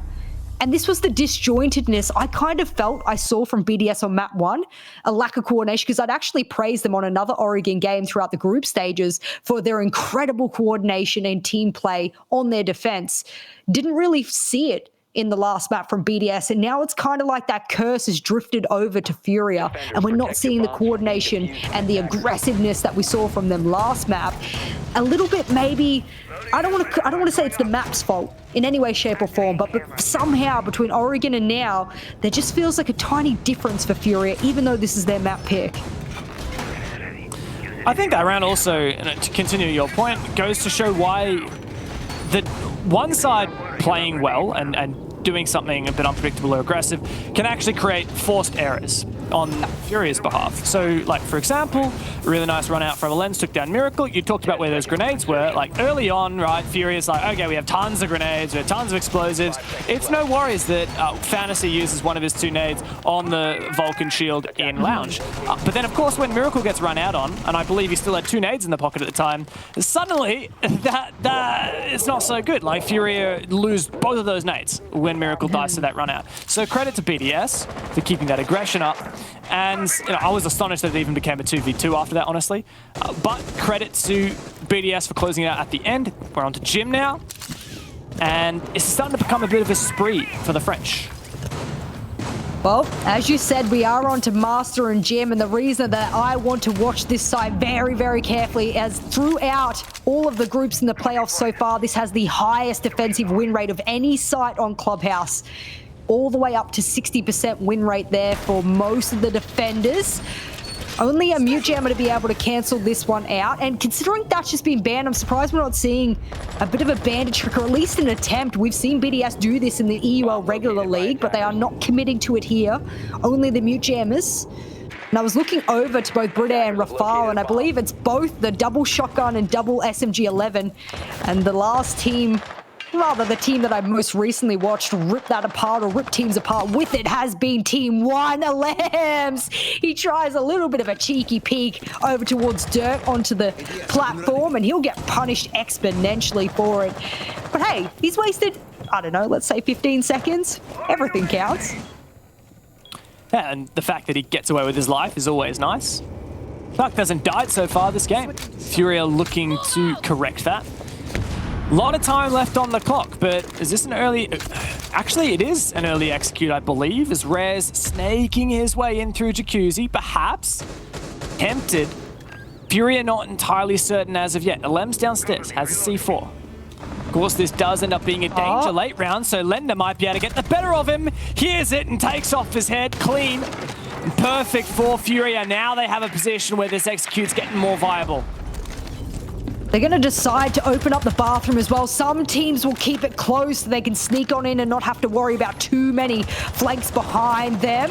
Some really good shots coming through, and not many of the shots from BDS hitting their targets. I think Miracle's the only one who's taken a slight bit of damage as they make their way on into bathroom. A smoke will pop out as well. Hello? You've forgotten about Shaiko on the rotating with 30 seconds left. He'll pop down, but he'll lose his life. And now it's up to Renshiro and Bride. 3 smoke babes in hand, and of course Bride clutched the last round, or rather not clutched, he got the double headshot. Too easy for him with the SMG-11, but James, I tell you what, they've stalled out now, and now they need to bring the Fury. 4v2's very winnable. Execute begins. Where is the plant denial? Non-existent. Bride tries to make a play, but Lender makes his day, and there's the double for Furia as they find their first attack. Where were the smoke babes there? What happened? Possibly I missed it, but he still had 3 in pocket during that late round, during that execute.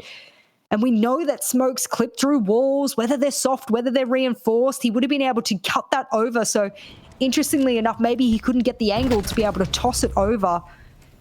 But that is the problem here, is that Lender dealt with the initial plant denial, which was the C4 below. And now Furia are finally entering the match here. First round on their attack, but it's okay. I do still think it is rather okay that they're only just getting that map round now, because where is it? Where we got Clubhouse here. I mean, it's in line defensive-sidedly. Wow, that's a mouthful there, James. Nevertheless, 57% defensive win rate on Clubhouse. That exactly mirrors the defensive-sidedness throughout SI for Oregon as well. Oh, we saw how that panned out. Of course, it was Furia who found 4 defense rounds on that map and 3 attack rounds to close it out. But BDS, look, I'm not sweating yet if I'm them. Yep. If anything, I think that BDS really just need to start to build some confidence back because of that first map. That was a real slap in the face, a real struggle for them. And this is the point where they need to start having some confidence. Of course, 2 rounds in the bag is nice. But as this half goes on, I expect Furia to get more and more consistent with these attacks. You would definitely expect so. Fancy is going to go onto the Ash instead this time. And that operator's been thrown around a couple of the different players throughout the past 2 maps. And not a surprise, they want to bring that soft breach as well. That's why Lender's been bringing the buck.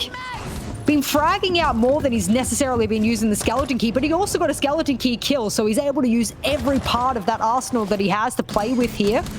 And oh, some toe shots on a rare. That'll take half of his life off the board, but he'll still be able to get that exothermic off. And we saw this last time as well. This is no different from the same way that BDS roamed when they had this bottom floor, and how Furia took it as well. And if you remember rightfully so, I believe they got 2 for free and they were able to even get back to site. They certainly were. Does make you a bit concerned for Furia, but of course they'll take this a little bit more cautiously and predict some of this aggression from BDS. And actually BDS have peeled back quite significantly here. They mustn't think they can repeat what they did in the previous rounds where they played this and they roamed so expertly.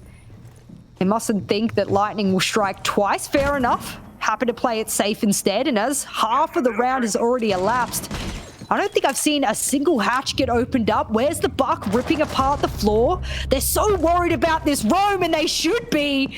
Shaiko, he's actually close to sight, and he's able to take out Miracle. That is the Maverick off the board, but don't worry. Kaid has been banned, so he won't have to necessarily deal with any hatches. They've still got an exothermic to play with, but let's remember he's only got 2, so what's he going to be able to open up here? Is that a soft dirt? Huh.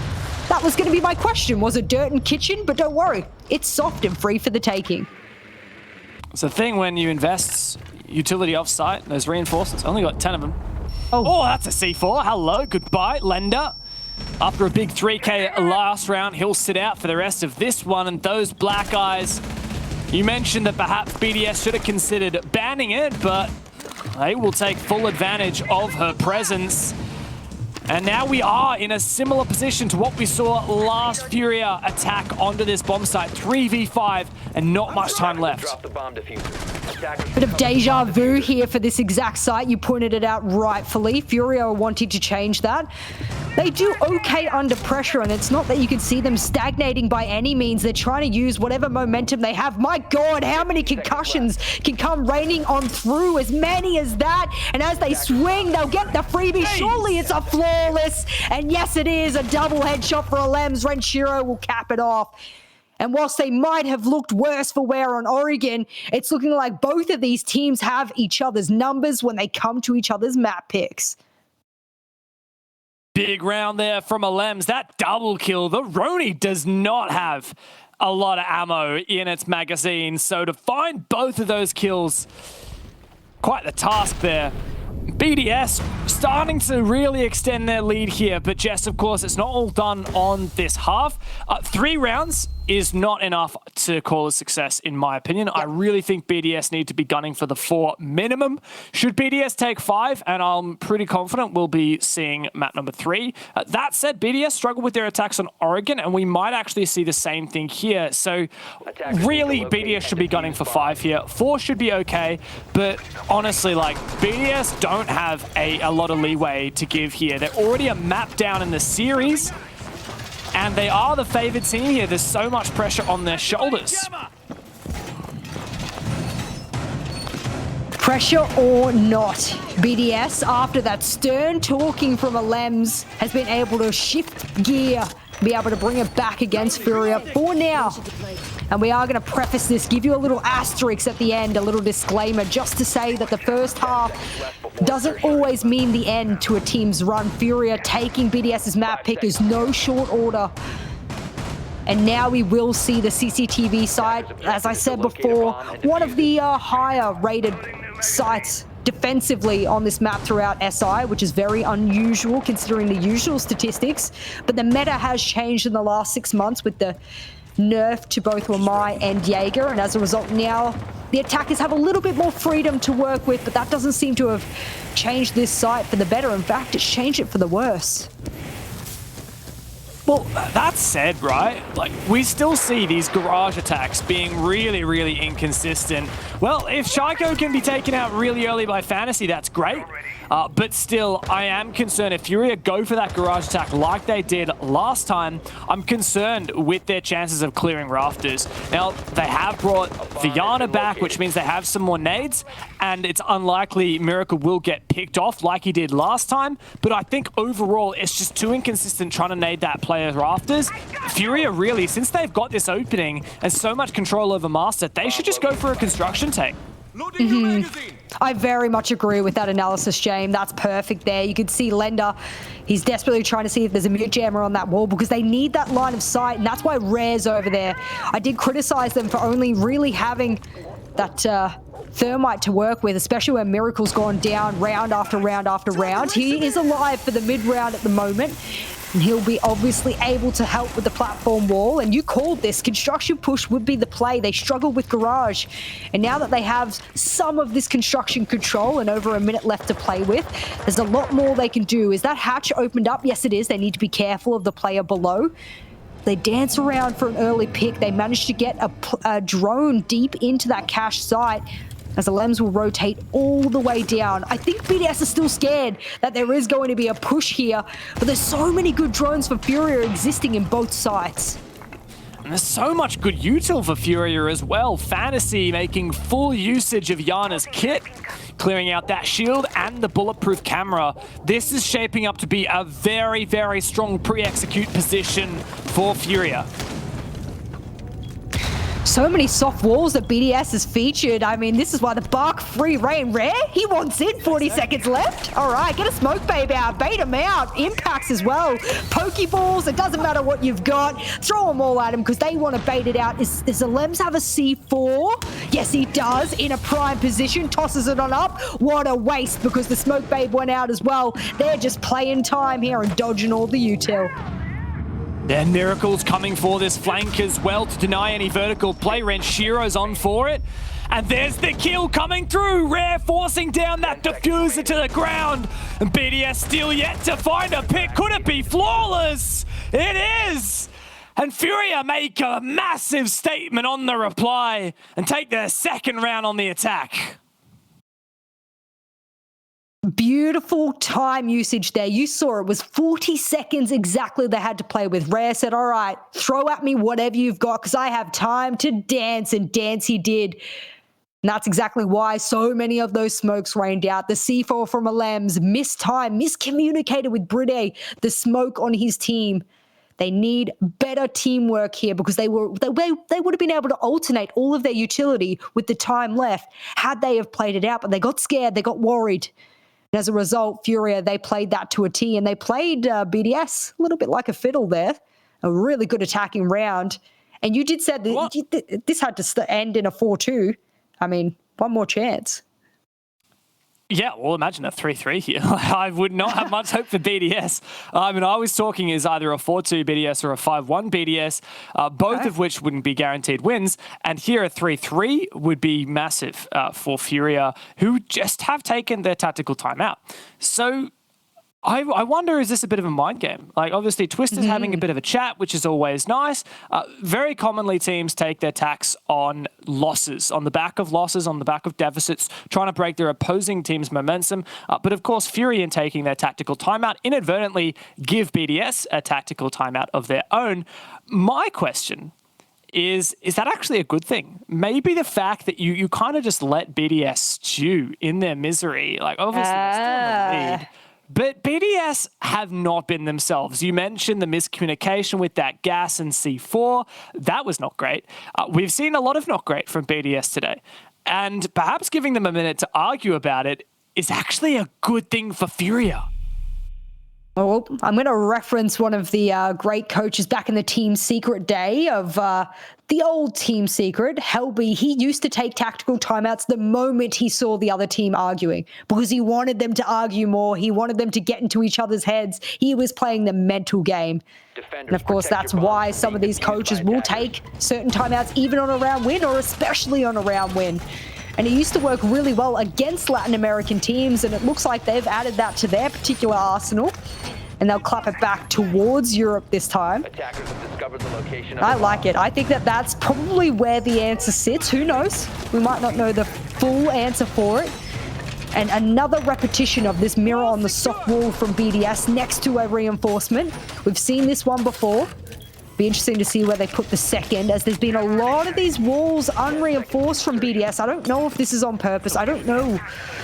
Yeah, it gives them a sideline of sight and no rotate through as well. So we'll see whether that works out for them. attacker's objective is to defuse the bomb. Sorry to interrupt. Yeah, you mentioned the lack of reinforcements, a lot of soft walls.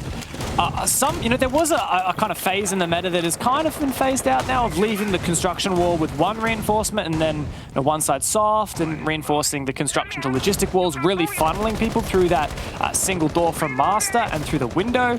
You get a bit more aggressive angles onto that. And that's not exactly kind of a picture-perfect version of what BDS is doing. They're kind of doing something a little different, something a little bit untested. And I'm all for it. I like a little bit of new strategy, even when it's not super clear what the idea is behind it. Of course, we don't know necessarily what the intention is behind it until we see it succeed. And of course, Furia, their job is to try and avoid that success, that said success.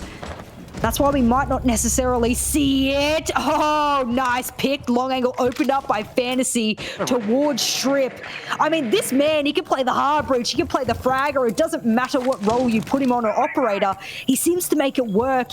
And as he is able to pad the stats, he'll also take out a Lems. He'll take out the C4 as well. Really huge opening pick here for Furia, which might propel them into better things for this round. And isn't that just such a good read as well for Furia? I feel like we've spectated a lot of Alems here. We've seen he just runs around the whole map, you know? Oh, I'm going to run out strip. Oh, I'm going to run out dirt. I'm going to rotate downstairs. Like, he's just running around this map like a playground. And Fantasy says, look, mate, sorry, we're under construction at the minute. You're going to have to sit out in the naughty corner for the rest of this round. Shaiko wants to make an aggressive play. That's a beautiful shot there from the Jaeger player, the Frenchman himself that we know and love, and I like this from BDS. They need to bring this fire back. A little bit of confidence can go a heck of a long way, and Shaiko, he's able to bring that out. That's now evening up the man count, but when you've got 60 seconds left, I mean, we saw what Furia did last time. Bait out the C4s, bait out the smokes, bait out every single bit of utility they need. And how BDS haven't seen all of these drones. Heis is asking his teammate to ping out a player. He does. That's a freebie, but on the other side of the map, it's raining kills for BDS as well. Bride, he's going to have to hold fort over towards Bed, and Miracle, he wants a miracle nade, but Bride, he's able to dance the dance, but he needs to talk the talk as well, as it's up to Miracle and Fantasy to get in on site. There's those smoke babes that failed last time. Bride's hoping they will work out, and a crouch walk into sight. Rafale, he reads that like a book. It's all up to Miracle. 5 HP in a dream, and that is a little bit too much of a big breath of that smoke babe for Miracle. And that is a round in the hands of BDS. They won't repeat the same mistake this time. And yeah, we double tap there with a grenade bouncing onto the dead body as well. Good round from BDS, but it came down to a 2v2 in the end. Certainly got close. I like the fact that BDS started to bring that heat. Two main things I noticed changed up that round was one, yes, Shaiko swung really aggressive. He ended up getting traded eventually, right? But 2 for 1, yeah, I'll take that. And the other thing is that BDS completely changed their interpretation of that bomb site hold, right? You ditch the Goyo, you ditch the Legion. These are the things that they brought in the past. Even the Malusi. And then they start to try this mirror strategy. And at the end of it, Furia didn't completely deal with that. They cleared out one of the mirrors, but not the second one. The overall, that tactical timeout that Furia took seemed to actually help BDS start to reformat their defense. That's the risk you take, isn't it? By trying to play the mental game here. It seems that BDS weren't tricked into that one whatsoever. Going to give them a handy leg up here. You said a 4-2 would be the minimum BDS would need, considering their performance in Oregon, coming onto Clubhouse, not their map pick. and it's only slightly defender-sided. So you want to be able to snap out all of those rounds as you can. And now the Furia is on their defense. Oh, that's an extension and a half. I want to say this is some weird mixture and fusion of an SSG roam, but hatches closed, walls reinforced. This is a serious counter to a roam clear from BDS, and if they read into this with a drone, they could circumvent it completely. Yeah, I love that. It's almost to the point of looking like a bait, you know, pretending you're on but actually being downstairs. I've never quite seen that. I've seen teams pretend to be downstairs and actually be Jim. I don't think that's really what we're seeing here from Furia, but we are seeing a nice little bit of innovation, a nice bit of freshness from Clubhouse, which has stereotypically started to become a map where we've seen everything before. But I love the fact that there are still these teams ready to innovate and start to put some more pressure off-site, not just with some loose roam with info denial, but with some solid anchor positions like this mirror window. Well, because of those drones getting shot out by Fantasy, it means that they don't really know how many players are playing upstairs. You can tell that Furia have completely counted BDS here. Oh! Fantasy will read into the traces of Renshiro, shoot straight on back. My goodness, didn't we see this exact roam from BDS on their very first round downstairs? Get a taste of your own medicine here, BDS, as they will take 2, run back to site, and they've got more than half the round to play with, as they'll take out the 2 fraggers, the 2 soft breaches. There's still both of the hard breaches, however, so this is still possible for BDS, but a beautiful roam from Furia. Yeah, it's possible for BDS, but I honestly just don't think that this kitchen hatch is going to get opened without any soft breaches to try and protect that valuable hard breach gadget you want to deploy on the kitchen hatch, and the impacts on Furia plus those C4s. I wouldn't even set foot in kitchen at this point. So BDS need to rotate, change up their attack. Was that a soft mirror window? I believe it was. So BDS will be thankful that Shaiko can take that down, but now he's all out of breaching rounds, and there's a C4 primed and ready for the bottom of main stairs. Will it be thrown out? It will not, but that Selma will detonate and start to expose some of these positions on the site. Well, they've still got a little bit of time to work with, and it's not terrible for BDS, but the man advantage screams Furia round through and through. They've gone back to this passiveness that we've seen from them time and time again. Rare, as I was just applauding them for their passiveness, peeks on out. Shaiko, he's able to get the down, but he'll get caught on the drop, and with 30 full seconds left, they're not going to be able to pick up Rare in any way, shape, or form. If they do, it might be too little, too late.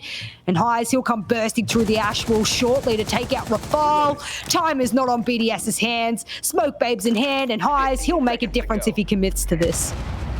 Here comes the retake. Rafal turns the corner. It's a duel. And there is no plant denial. Rafal can take 2 fights at once. But Furia can just throw bodies at BDS. Caught in so many crossfires. This is nigh impossible.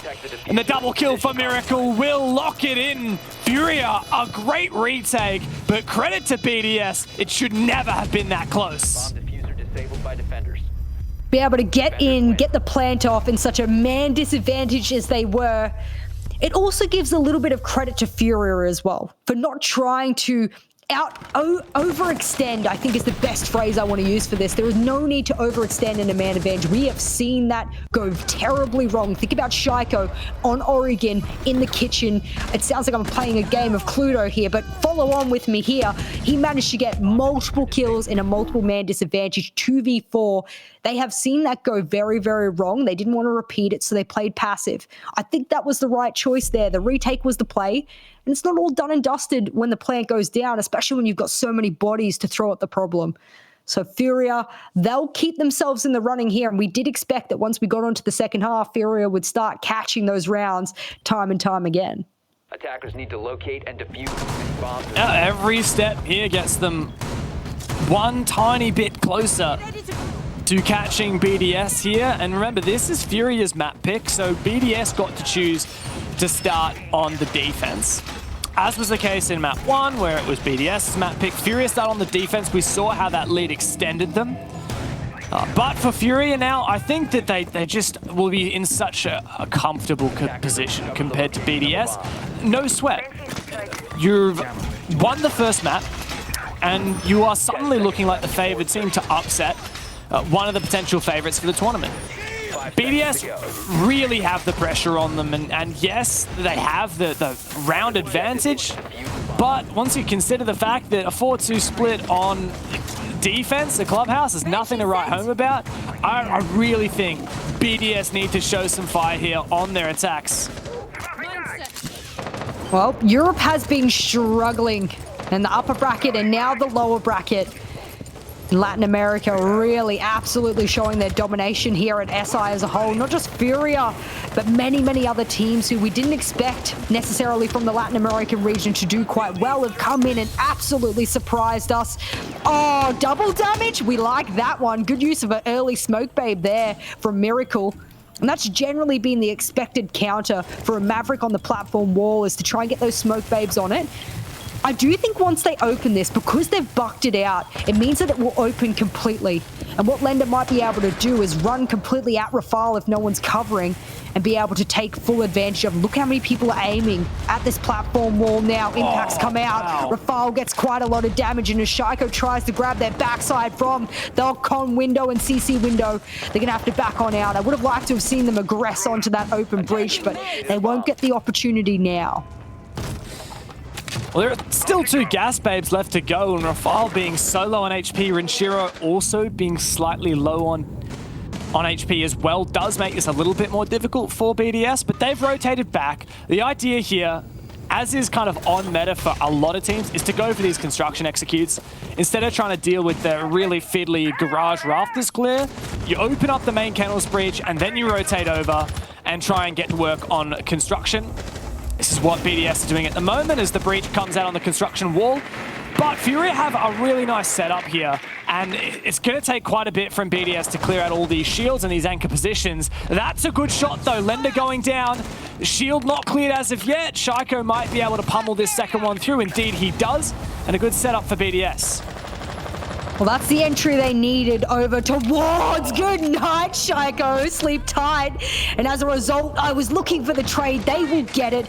And it was a Lems who was below attempting to impact, get rid of any shields or players who might be hiding behind the box or the bomb chassis.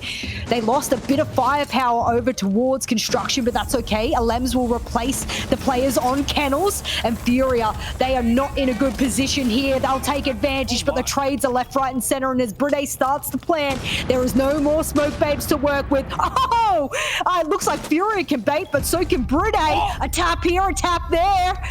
And Bride, he will be able to do what is needed for BDS.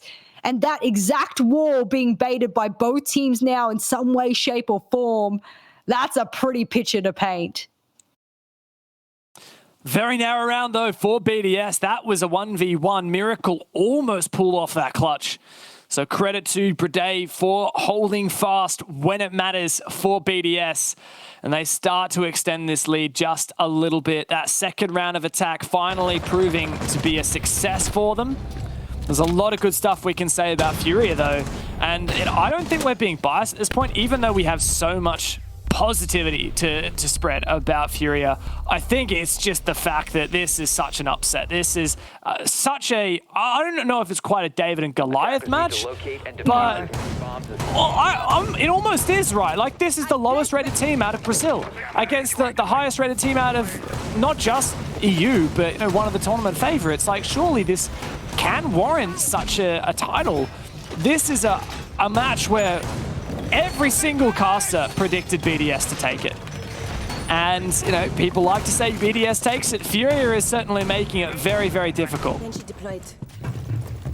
I'm just increasingly worried because BDS performs so poorly. I would say poorly, unlike themselves on Oregon, which is one of their most favorite maps. It was their map pick. They come on a Clubhouse and they're still getting run around quite a bit. I know it is a much better showing on this map than they had on Oregon. I will say they look a lot more confident on this map, and they've talked about their issues, but it's still not the dominant EU team that you were listing just before. And as a result now, I do think that there are a couple of questions to be asked here. I don't think necessarily anyone on BDS is underperforming by any means. Out of anyone who's the lowest rated throughout the best of 3 so far, it's a Lems. Rather, Renshiro, sorry. A Lems following him not far behind. That would be the only player that possibly could step up here for BDS, as he's currently sitting in quite a bit of deficit on this map as well. I wouldn't mind touching on Renshiro for a minute here. He's playing the Buck at the moment, lovely MIBR skin. But this is actually one of the players in not just BDS, but in the wider Rainbow Six esports that has such a long history. He actually won Pro League Season 2 in 2016 with Youngtis, the French team. And that was the last time that a French team has won any major international event, Pro League finals, major or Six Invitational. And so many people thought that 2021 SI would not only be a moment for Renshiro to once again raise a trophy, but a moment for France to finally be the best in the world once again. And I was so confident of that all through groups. Maybe the Russians' empire started to put some pressure on it, but I mean, you can forget about Europe when Brazil is just terrorizing everyone in the server. Speaking about terrorizing, Lender is terrorizing the line of sight of that drone. It misses him. You know why? Because he's just sneaking himself below the line of sight that drone could provide. He wants to play time on this one, and with the C4 in hand, he also wants to be alive in the latter part of the round. He can hear drones dancing around him. Alems, he spotted him. Oh, no. He can't see him. He's going to pre-predict, but he predicts wrong. And Alems will fall. And a player that I just criticized for having one of the lowest rating. Hello, Shaiko's in sight. I'm going to have to turn myself around here as he does eventually fall. But Bride, he wants it early plant out. No bait here. He'll commit and pros don't fake. Lender needs to find this fight, but Rafal bests him. Miracle to come back and look for that retrade. Bride solidified that plant on the ground, but Fantasy's coming back from this flank. Needs to do some damage here, and Rafal loses the fight. Fantasy's gonna stick it. Bride, you might get the diffuser down, but you need to protect it. Furia on that retake. How do they make that happen? I was ever so fearful of this, James. I was looking at the clock and I thought to myself, wow, they're in nice and early. One of the quickest rounds from them to be able to get the plant off. And then I started to increasingly worry that they didn't have the control that they necessarily needed. And especially post-plant, things went ever so wrong. Not sure why Bride decided that not playing underneath the hatch was not what he wanted to do. Instead, he decided he would go upstairs through the barbed wire. And then, of course, he had to then face a smoke babe.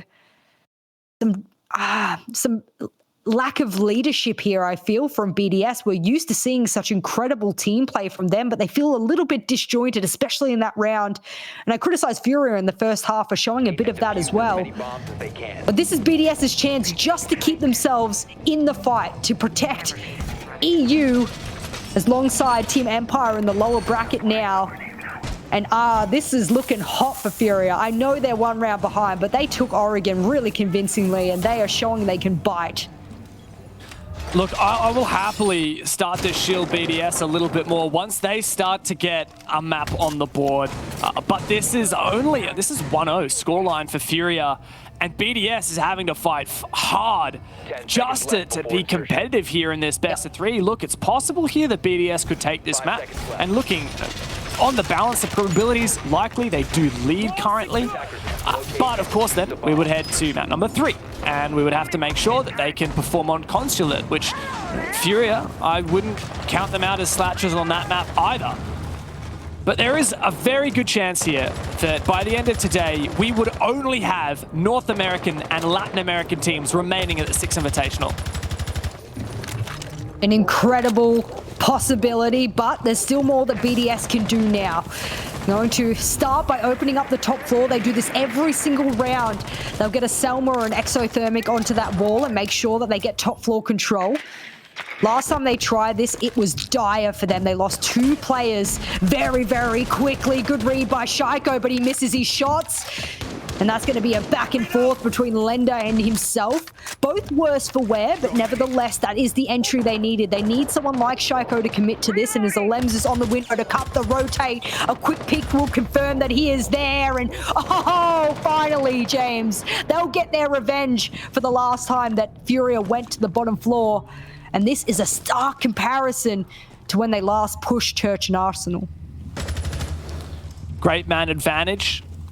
Highs, teetering on the edge of an opportunity here. Alems is none the wiser, but as of yet not exposing himself. Shaiko's taken a lot of damage, had a phenomenal series so far. Just hit double digits as well on map number 2. Furia hold on, 3v5, they look to get aggressive. And what is this? A flank up storage. BDS have absolutely no clue, but Furia have vacated the objective. Is that a flanking mirror? What is going on? I mean, BDS, they've read straight onto this. They know sights for free. Brude, he'll get a plant down. And, oh, they didn't even commit to opening the moto hatch. No. That retake from there is going to be nigh impossible. Shaiko, he's reminiscing the Canadian laydown on the stairs. And Rare, this retake, well, I'm going to say it's pretty damn rare considering there's going to be a mirror looking straight back at them. James, how do you see this going? I don't see it going very well. And the story writes itself at that point, ladies and gentlemen, as BDS adapting to the situation at hand. And that is a good round there from BDS, who will get their first match point in this entire best-of-3 series. They might win Furia's map after Furia won theirs, and we might just see a third map. Oh, my heart is racing, James. I'll tell you that much. This series has been incredible. It certainly has been, and it's not every day that you get to see a mirror player die to an angle on a mirror window. Ironic, and that is the tale of Darth Plagueis, but BDS are suddenly back into this game, 6-4, quell our doubts, put them aside, double digits for Shaiko and Brade. Church and Arsenal re-attempted now for Furia. And, well, it just started with those 2 early picks for BDS. Furia, I really respect that decision to go for that flank. But as soon as the player who died on that flank spotted 2 players flanking, BDS are like, come on, guys. We have 4 versus 1 at best advantage flooding site. Let's just go for it. Don't even commit to droning, just send it.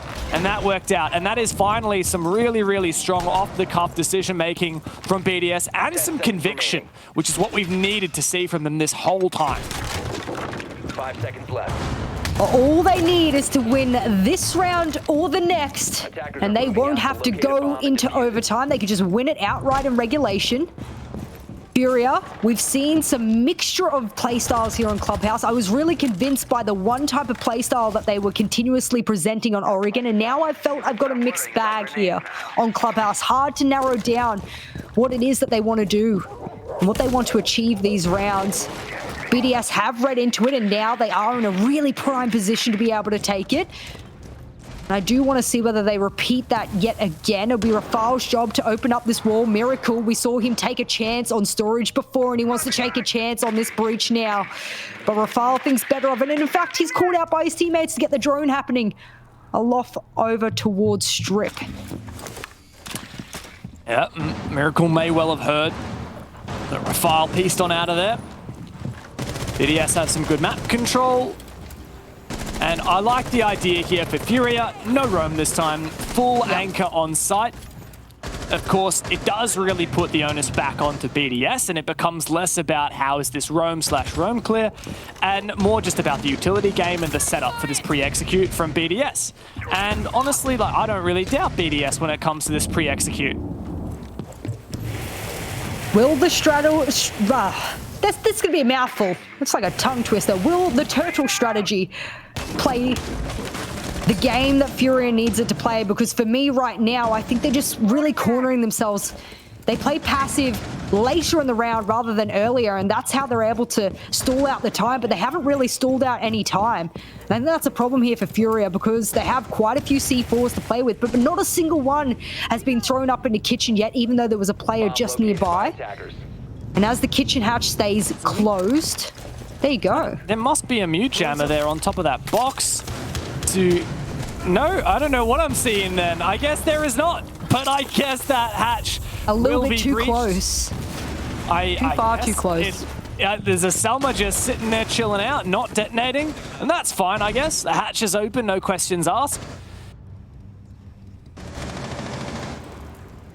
Oh no, this is the calm before the storm, James. We've seen this happen before. And as BDS take their time to be able to open things up, Shaiko is on the blue hatch. He's doing a dance with the Jaeger behind that generator. And as the execute comes ever so closer, so did the smoke wave, so did the plant denial. I'm worried for BDS now. They had all of the time to play with before. There's the entry frag. There we go. Capitalize on it, and surely they do. This is match point, baby. And this is them able to get themselves into a best of 3 third map. That's a nice pick, and with 10 seconds left, the plant surely goes off. But James, it's a 2v2 post plant. We've seen Furia do post plants before.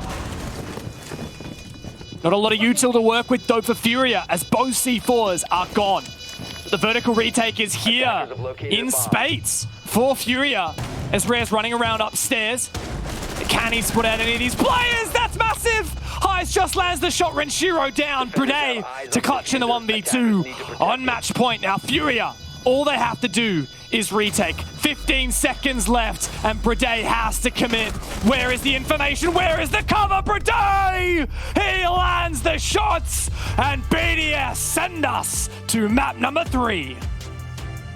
God, Brunei has really stood up this map. Incredible.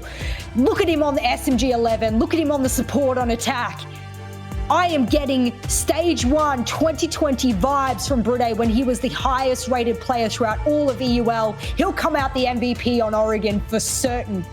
And that will propel us into the very third and last map for one of these teams. Either Latin America will keep the domination in the upper and lower bracket, or we will send home yet another EU team. James, I was ready for a third map, I'll tell you that much, but I don't know at what cost.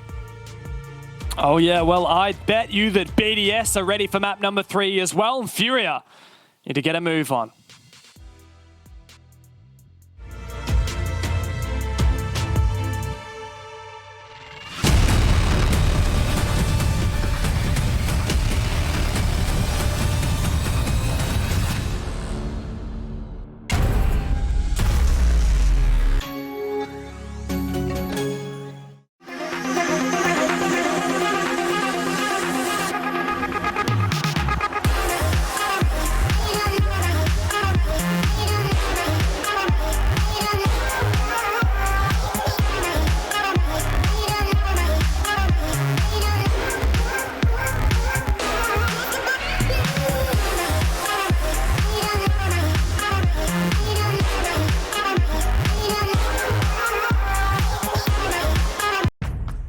What does it take to create a secure community? Join us on the second episode of I Call Next as we discover how to protect what's most important and enable worry-free play.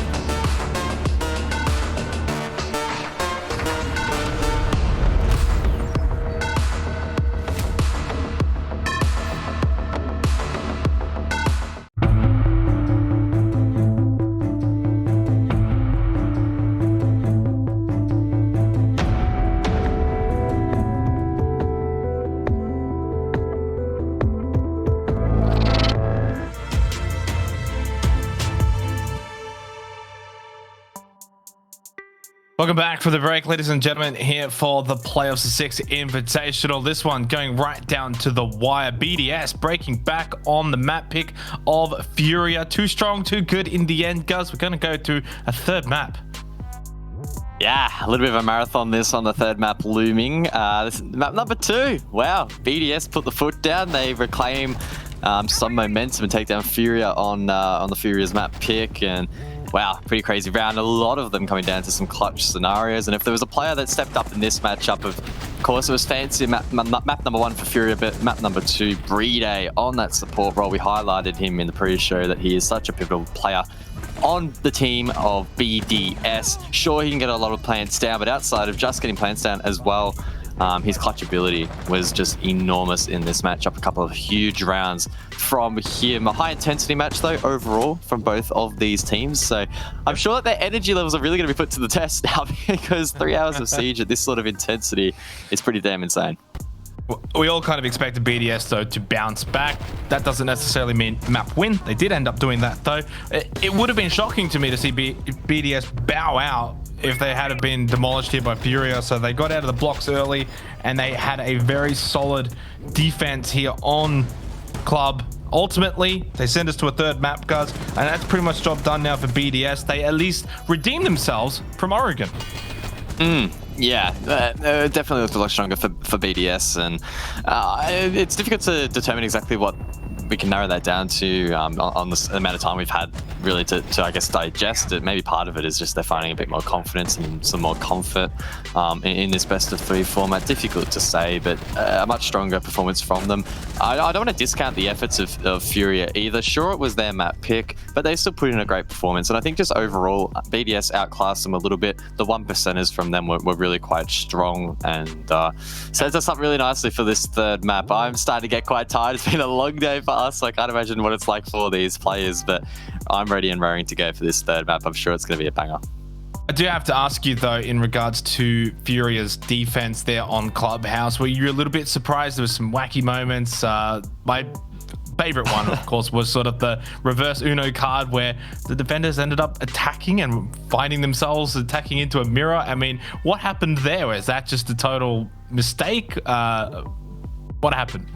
Yeah, there were a few wacky moments there for Furia on their defense. Some of them, they managed to shine in sort of in that chaos. On that occasion that you're mentioning, probably not so much the case, where they forfeited control. They tried to go for a retake, and then they were faced with the utility that they had placed in the preparation phase, particularly those black mirrors.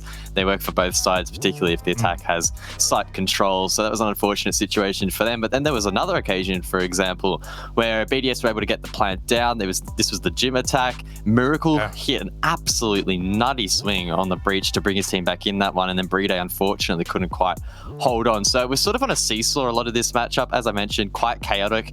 Some of the rounds going the way of BDS, some of the rounds are going in the way of Furia, but ultimately, like I mentioned, BDS just outclassing their Brazilian opponents a little bit in the end. Yeah, some big moments really from both teams. Let's go and have a look at some of the numbers from this match, the second map of this best of 3 series, and it was, of course, BDS taking this one out in the end, 7-4. This time the scoreline is correct. Brede has been the talk of the town, +9 on the KD, 12 and 3, 91% cost, a 1.41 rating. Definitely a star player in this particular map, and when we actually look at the 2 maps as a whole, has now gone 17 and 11 over the 2. Sharko as well, a bit quieter in this one after a much stronger performance over on Oregon earlier. For Furia though, just really couldn't find much in the end compared to Oregon.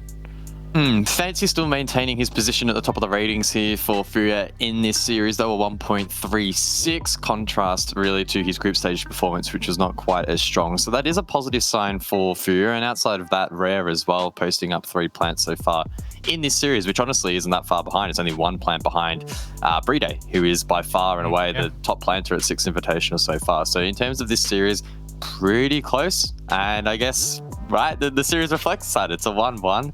Everything's sort of neutralized now, and the teams will prepare themselves for map number 3, all focus on that final map in this series and what could potentially be the final map for one of these teams, or will be definitely one of the final maps for one of these teams, the loser completely knocked out of the tournament. You say it's a pretty close series. The one thing that sort of stands out to me, guys, that maybe is going in one team's favor has been entry kills for Furia over the course of both matches now, 14-9, and there's been 2 instances where Furia have gone on a really big run. Back on Oregon, they got 6 in a row, and then on Clubhouse, they actually got 5 in a row. 4 of them actually going to fantasy. So, is this an issue for BDS, especially going over to Consulate, where you know it wouldn't be that surprising to see a team like Furia, say on the defense, maybe doing some spawn peeking? Yeah, Consulate is a map that's quite reliant on, at least in the current meta, very heavy on repels, send one person in, get the plant down, hold the crosses, right? So only one weakness in that sort of armor can really pose some issues, particularly on your attack. On the defense, though, it can be just as devastating. Plant denial, the reliance on that is paramount, particularly on a lot of these sites where retakeability, you think about garage, you think about front door, even the top floor, for example, retaking that, it can sometimes be impossible, especially if you're at a man disadvantage. So I do believe that entry kills will play a pivotal role in this matchup. As you said, Furia currently leading that 14-9 in this series. If they can continue that form, that may well be the edge that they need. On the other side, though, if we're giving maybe one advantage to Furia, we'll give one over to BDS. They've gotten more plants down. They've also been better in the clutch moments, the sort of 1vx's. They've had 2 of those to none from Furia. On a map like Consulate, there's a few sites, most importantly, you know, garage. If you can get that plant down, it's very difficult then for the defenders to retake. Yeah, Breday will be the star player still to watch. We highlighted him in the pre-show. We talked about him at the conclusion of map number 2, and he will play a pivotal role. As I said, planting on Consulate is a very, very, very important objective. It's important on every side, don't get me wrong, but considering how difficult it is to retake for the defense, for the most part, it does stress, I guess, the importance of players like your Bredays, who have been posting up some really impressive statistics in the group stage and slowly getting into their rhythm now into the playoffs. BDS will, of course, need to facilitate that. It's not all up to Breday just having the game sense to run in and get the plant down. That, of course, is a game plan that is facilitated by the likes of Alems and the rest of the team that can set up and support him in getting that plant down. And then it works the same for Furia. They'll be heading into this match with a similar game plan in that regard as well, and allowing Rare to get those plants down. Going back over sort of just to the map here to sort of finalize things, Consulate, it's a decided map, guys, but if you had to give one team maybe sort of the edge at the moment going into it, would it have to be Furia? They have played it a little bit more than BDS recently. Heading into this matchup, I would argue that Furia have a little less pressure on them. The expectation is not as high. They don't have the accolades of BDS, and likely, you know, the pressure surrounding that is lessened. And even just looking at their body language in the last couple of minutes, super positive. Everyone's smiling, having a bit of a laugh, not so serious, and they're just happy to be here. And sometimes in a game of Siege, the team that is the most relaxed, just having a bit of fun, can actually, you know, be the team that gets the win in the end. A lot of this game comes down to your mental fortitude, and I mean, the energy at the moment is looking really, really positive. So statistically, BDS, you'd probably have to put them still down as the favorites, but who knows? I think Furia still have a really great shot here, and I would not be surprised if they pull off this upset. I don't think anyone would be surprised anymore. The entire LATAM region and all of their teams have just been so amazing over the course of the 6 Invitational that Furia is a team that I very much think could very much defeat BDS here, guys. And before we throw it over, a final prediction here, because it is the final map and the final map for us as well. Have you got Furia getting the job done, or do you think that you can't look past BDS? I have tried my hardest to stop a prediction from being splurted out here by myself, because I just know whichever way I go, it's going to be wrong. But why not? Let's go for the fairy tale. It's going to be Furia. I'm backing them in. There it is. I honestly think Furia is going to take it out as well. I think they will complete it and shock everyone. Besides the LATAM fans, they will shock the fact that BDS could find themselves out of SI already. We're done. We're going to go and talk. We're going to go throw it over to the guys who will talk about the game, Jess and Dev. Thank you, Xenox. Look, you guys reckon it's Furia. I can't help but notice that 1 minute ago, while you guys were talking, the current match time in the bottom left-hand corner of your screen was 4:44 p.m. If that isn't a sign, I don't know what is. Let's go, BDS. They pushed it to map 3, and on the verge of elimination, the French are here to show you why they are tournament favorites. Either they take it, or they go home and Furia keeps every Brazilian team alive at SI. I hate to be the bearer of bad news here. I don't want to burst your bubble as you're hyping up BDS, but their recent performance on Consulate has been poor. And unlike the poor performance of BDS on Consulate, Furia, they've had a pretty good ride against everyone except for Team 1. We'll start off the bans, however. This is essentially a glorified best of one now. They've gone through the first 2 maps, we're into the third, and now it's pretty much a best of one. The Habana will go out. What will follow will be another hard bridge. No, the Thatcher will go down yet again. And even though we've had only 1 map where that Thatcher has persisted, they don't want to bring it back into the fray. I wonder if Valkyrie will go out. Will they get rid of it? Yes, finally they do. And Rafale won't be able to play that one. Very, very powerful on this map is the Valkyrie, so I think that's a good pickup, a good ban. And the Echo ban. So really like this flexibility. It gives the attacking side. You no longer have to worry so much about droning out all those black guys or the yokais. You no longer have to worry about bringing in IQ. Just focus on the task at hand.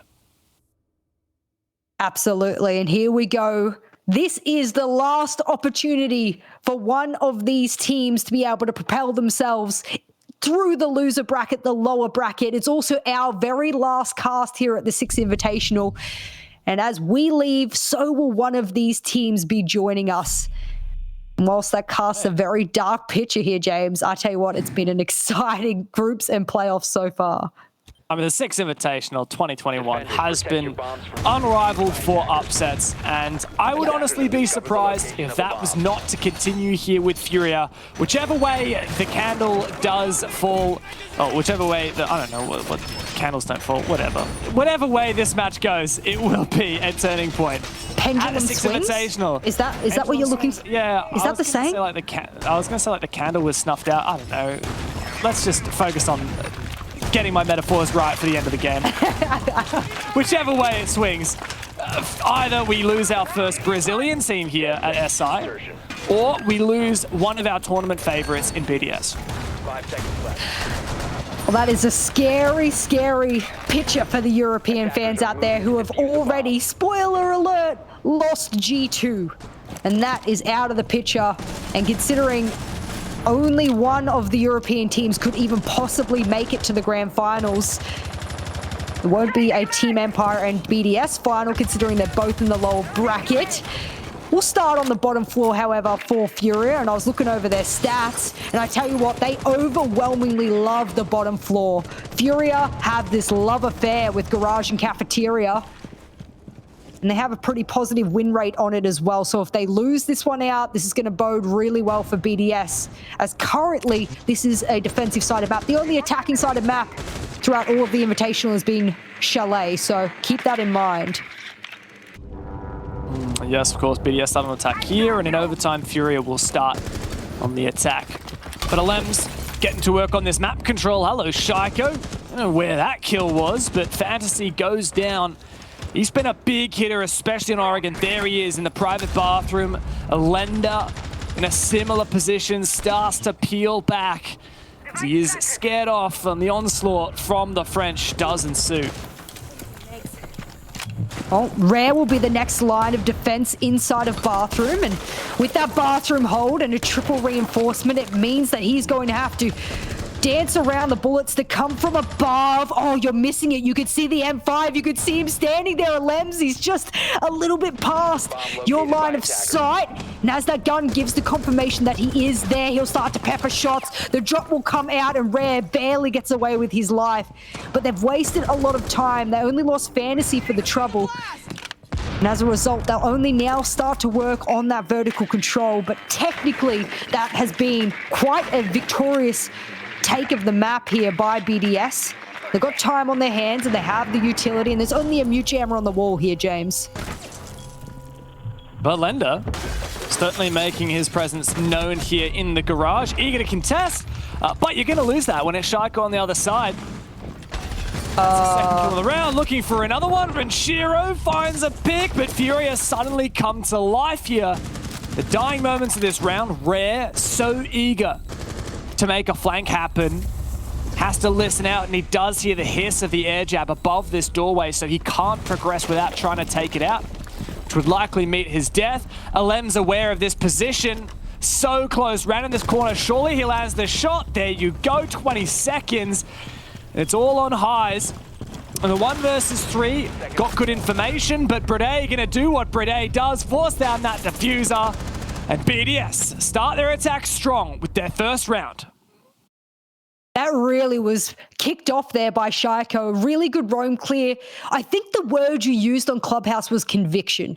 That is the one I have been feeling deep in my heart has been lacking from BDS throughout this best of 3, regardless of the results on each map so far. Gone 1-1 apiece, and the big thing for me, I do truly believe, James, is that once they get a bit of conviction behind them, that's where BDS shines. That's what that roam clear shouted to me, and that's what that plant in got as well. A little bit worried by Shaiko being unable to take his foot off the pedal there, going down yellow.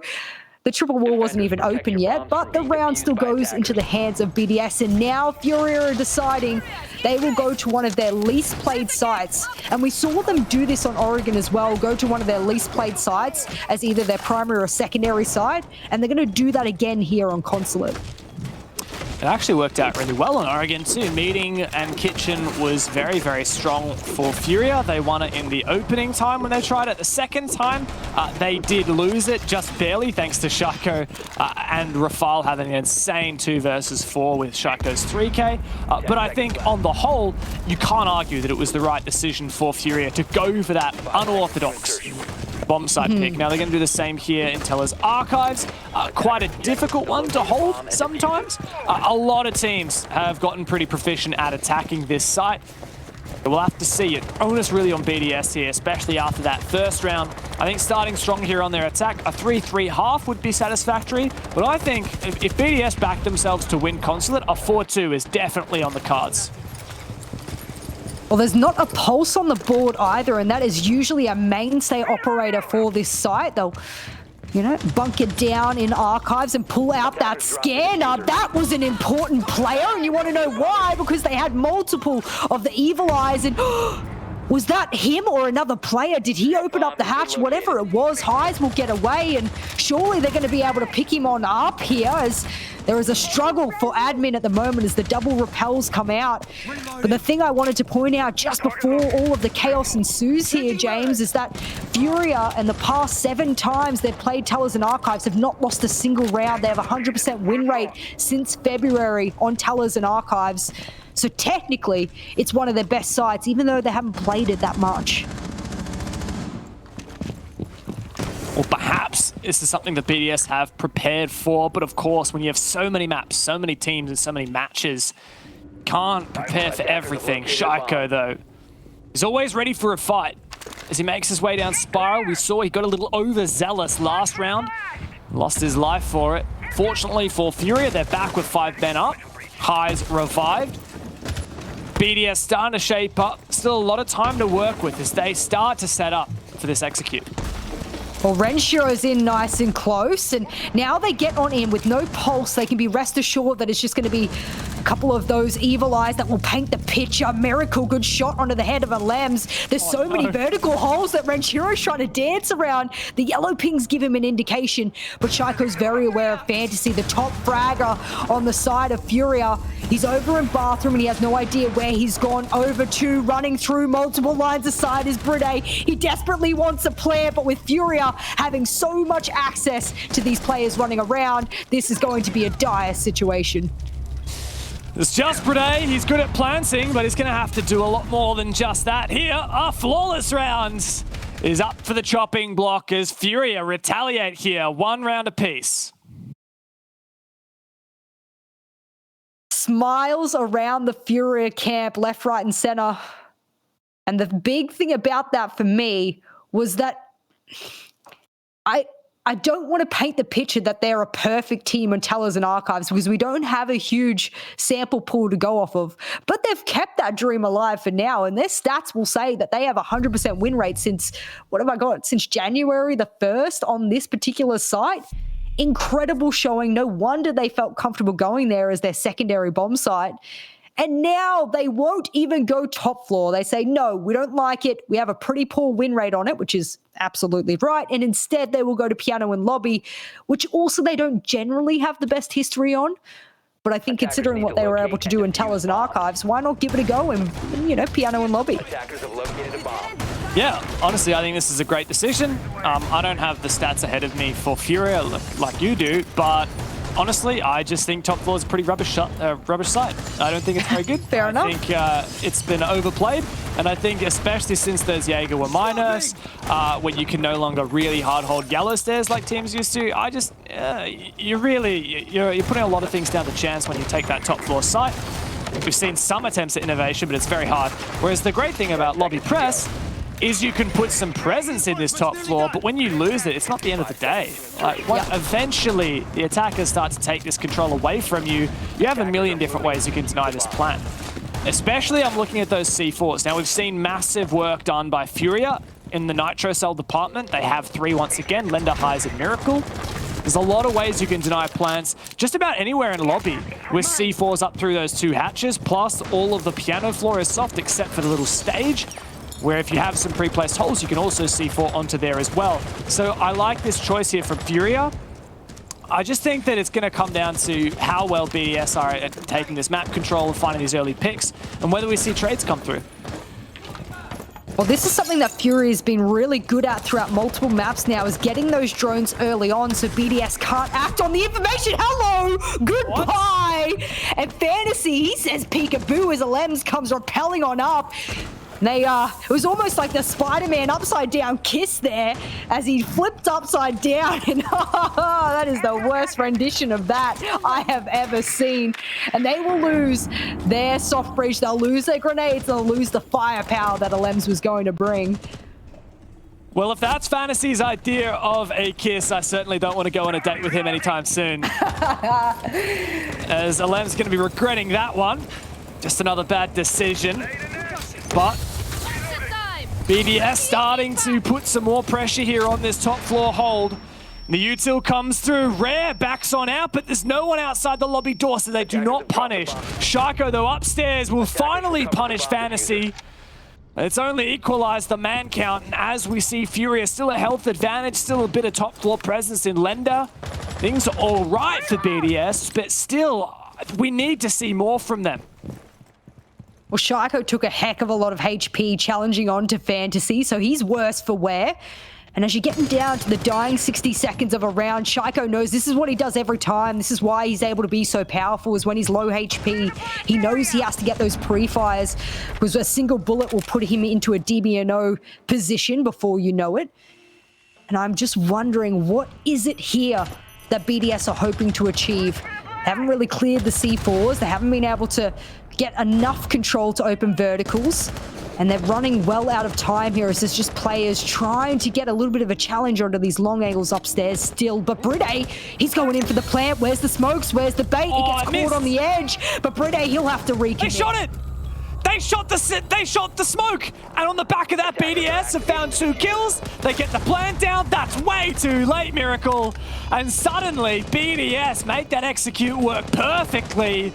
Stepping up when it mattered. It's all on Rare upstairs. He missed his first gas. His second was shot.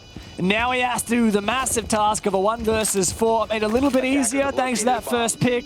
But if Garage is the hardest site in the game to retake, then surely Lobby is the second hardest site to retake. BDS do not let him back into it.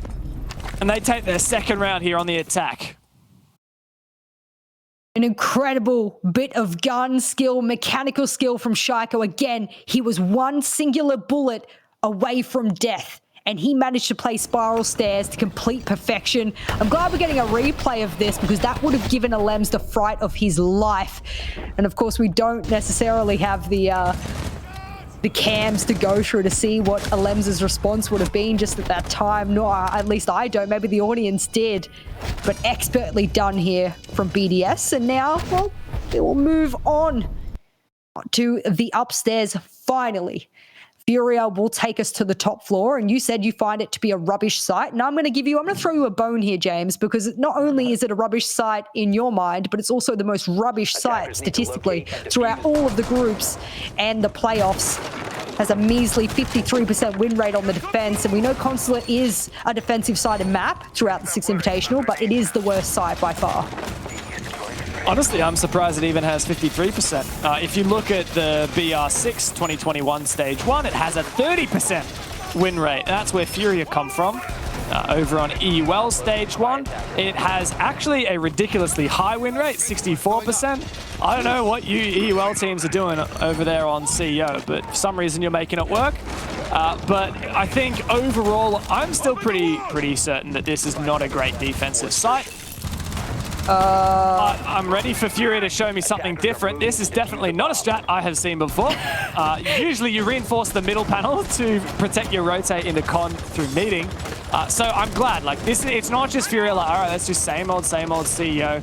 Let's mix it up. Let's bring some new strategies. Let's bring this RX and see what we can do. Well, the reason I sounded rather confused there was, yes, opening up all of the connector there can be quite dangerous, but some people will get the dock, for example, with the 1.5, stand behind the A bomb chassis and get the super long angle over towards those B windows. Thank you very much for illustrating exactly what I mean. And that was popularized, I'm going to say about 6 months ago, maybe even longer. And, Lems? Okay.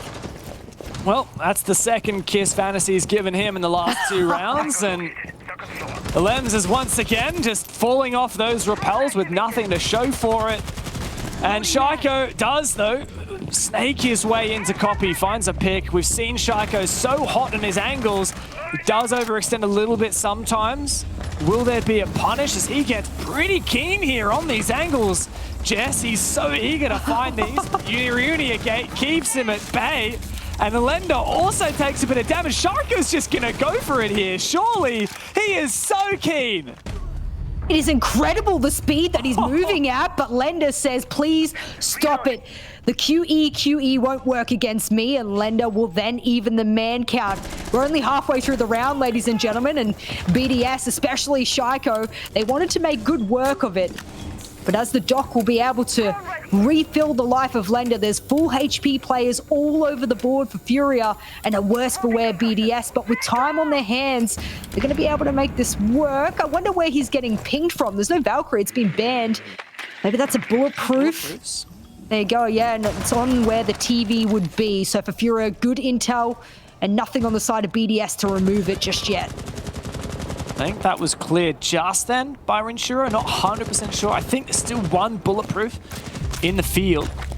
And Rafale's found another opening. That's a big pick onto Miracle. Now, Brede, short of any util to clear this Aruni gate. He does have enough health to tank it should he desire, but that's a bit of a risk. Lender has so many long angles to tangle with here. There's Renshiro's on the other side on the meeting balcony. Oh, and that's a close one for Lender. He does not get it. High's going to fill him back up with a little bit more health. When will this collapse come through for BDS? Brede's just going to have to tank this gate. He does so, pushes forward, starts this plant down. Flashes are perfect though, and Highs is going to have to get on close, but once again, he's full blind. And here comes the retake, not going to happen. Rafale finds yet another pick, and High's keen with the MP5, but it's just him, and Brede says, I can do more than plant, mate. And he locks in yet another round there for BDS. Did you see how long BDS took to commit to that plant there? They didn't do a Shaiko. I'm going to call it a Shaiko where you can't take your foot off the pedal. You just want to get in and get the job done.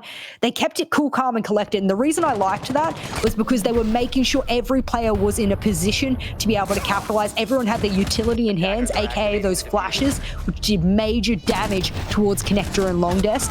That is a team that even in the dying seconds of a round is trying to keep a lot of reliance on that teamwork, on the coordination, and the fact that they had a man advantage there as well. You don't want to throw it down the drain. You also want to try and get a plant off. Really well done in the late round by BDS there. And I painted a really dire picture of Consulate and BDS together at the beginning of this map. And I'm starting to feel like BDS aren't letting that get to them in any way, shape, or form. Recent performance on this map alone, that is not playing a part in this particular matchup. starting to be somewhat relieved. That pressure starting to be released here if you're a BDS fan, because it was certainly looking grim after map 1, going Furia's way. Map 2 looking so good for Furia for such a long time. Now on map 3, it's all that matters. Like you say, we're in a glorified best of 1. What I will say is BDS, they're damn good at BO1s. They came second as well. And Furia, unfortunately, could not say the same out of their own region. They really need to start putting the pedal to the metal. Objective is to locate a bomb and defuse it. Oh, I don't know about that one, James. As I said before, Furia have a complete 100% win rate on Tellers and Archives. They've extended that even further to 8 wins in a row since they've played this over the past few months. Well, that was cheeky. I believe that was Lender. Commando in hand, not opting for the Roni, needs the extra magazine to work with. And if they win this, they will then ever more extend their dominance on Tellers and Archives. But this is BDS's opportunity to break that. A Vigil on side, and that will be confirmed. They know Fantasy played it another round as well, and Shaiko, he has been the thorn in the side of Fantasy. Yeah, Fantasy teasing out some admin pressure. But let's say Furia do win this round. Let's say that stat continues, 100% on Tellers, but Furia fail on the next round. Is that enough for Furia? 2 rounds of defense? Surely not. Why did you peek? Alems was already shooting Lender. You didn't have to throw your body. And he throws a headshot into it for good measure. Upside down rappel, and Fantasy's doing the dance here. He gets what he's looking for, though, and that's an out, as unfortunately Lender falls. Been having quite a terrible first half here on Consulate. And so far, it does look like Furia, even though we've seen them have really good results on this particular site, their top floor roam has been dismantled time and time again. It's a nice break for Alems at least. He's been the opening death 3 rounds in a row and finally finds himself an opening kill. Especially as he's only playing these passive positions at the back, rotation, cutoffs, etc. He really shouldn't be losing those fights. Finally, he'll get a little bit of confidence back himself. BDS start to make some work upstairs, opening up the floor, clearing out the site. Got to check what util there is. Of course, we've got some Evil Eyes and some Banshees. These will need to be dealt with before the eventual execute. The one thing that's different compared to last defense here for Furia is the fact that there just isn't as many C4s as you might expect, especially considering Lender was the first one to go down. No pulse again as well, James. That's a bit of a worry here. They've got a lot of those verticals, though, and that's what made it almost impossible for Bride to play it last time. He's going to give it yet another go, and no matter where he stands there, I think he'll be seen. Ranshiro, though, nice battle there, and as they get those double-level vertical challenges, it is all up to Fantasy and Highs now, who I think they have a mountain to climb. This might be the first time they lose this site in the past 3 months. James, it's all on Fantasy, the top fragger here, and he's got a 1v3 with 10 HP. I'm not seeing it happening. But a good loadout for it, though. This K1A is great, but BDS are just better. And that is the breaking of the record. BDS have taken 3 rounds in a row, put themselves up 4-1 on the scoreboard, and left Furia with a lot of questions to answer. I have a feeling that breaking of the perfect dominance on Tellers and Archives over how many games am I going back? I'm going back Dark Zero, Team 1, Cloud9, G2, Atheris, INTZ, Santos Esports. I'm going through that many maps worth of games here of dominance that Furia has had on Tellers and Archives, and they have not ever lost it. They come against BDS, they carry it on for 1 round, but the next time they go to Tellers and Archives, BDS dismantles it. Does this paint the picture for what this map might become? I don't want to cast a curse at James, but I'm just saying if they can break that curse, they might be able to break them here in this best of 3. Yeah, BDS at the moment really need this break. They've been under so much pressure, and finally that talk has been lifted, and Furia now really have the onus on them. Surely after all this hype we've given for them, after such an incredible showing. You know, they seeded into the lower bracket. They won their first game against DZ. A convincing one as well. You know, you said that a lot of people were saying Furia weren't really put to their limits against Dark Zero. Correct. And now we are seeing Furia finally tested all the way, everything they've got. And here against BDS, it's proving to be Tumultuous Challenge Map 3, the hardest of them all, even harder than BDS's own map pick that Furia managed to take off of them. And once again, Alems is in for the opening pick. Lender gets a little bit more than he bargained for with that peak. And all of a sudden, BDS are looking very, very nice for a 5-1 split. What a shame for Lender, who's had a pretty rough best of 3 so far, but on Consulate, he has just been thrashed. BDS have his number, and they have it on speed dial almost every single round. And as a result now, for the side of Furia, they're a man down. And that's always bodes really well. I've got to quote Ace here. Most teams who do get the first kill go on to win the round. Statistically, for most teams outside of Cloud9, of course, who have already left the 6 Invitational. And for Furia, they are staring down the barrel of possibly only winning 1 round here in this first half. It's their opportunity now to be able to clap back, but this is a tense standout here. Lems has found a double elsewhere. Fantasy went down. Highs falls back to side. Rez also been injured. Man, this is not looking so great for the Brazilians. Furia may well be the first Latin American team to be eliminated from SI as BDS get 1 step closer once again. 5 versus 2, Jess, and I just don't see a way that BDS can fall flat on their face now. Miracle will take down an overextending Shaiko. It's just him and Highs to hold on. Well, isn't that the story for Shaiko here on Consulate?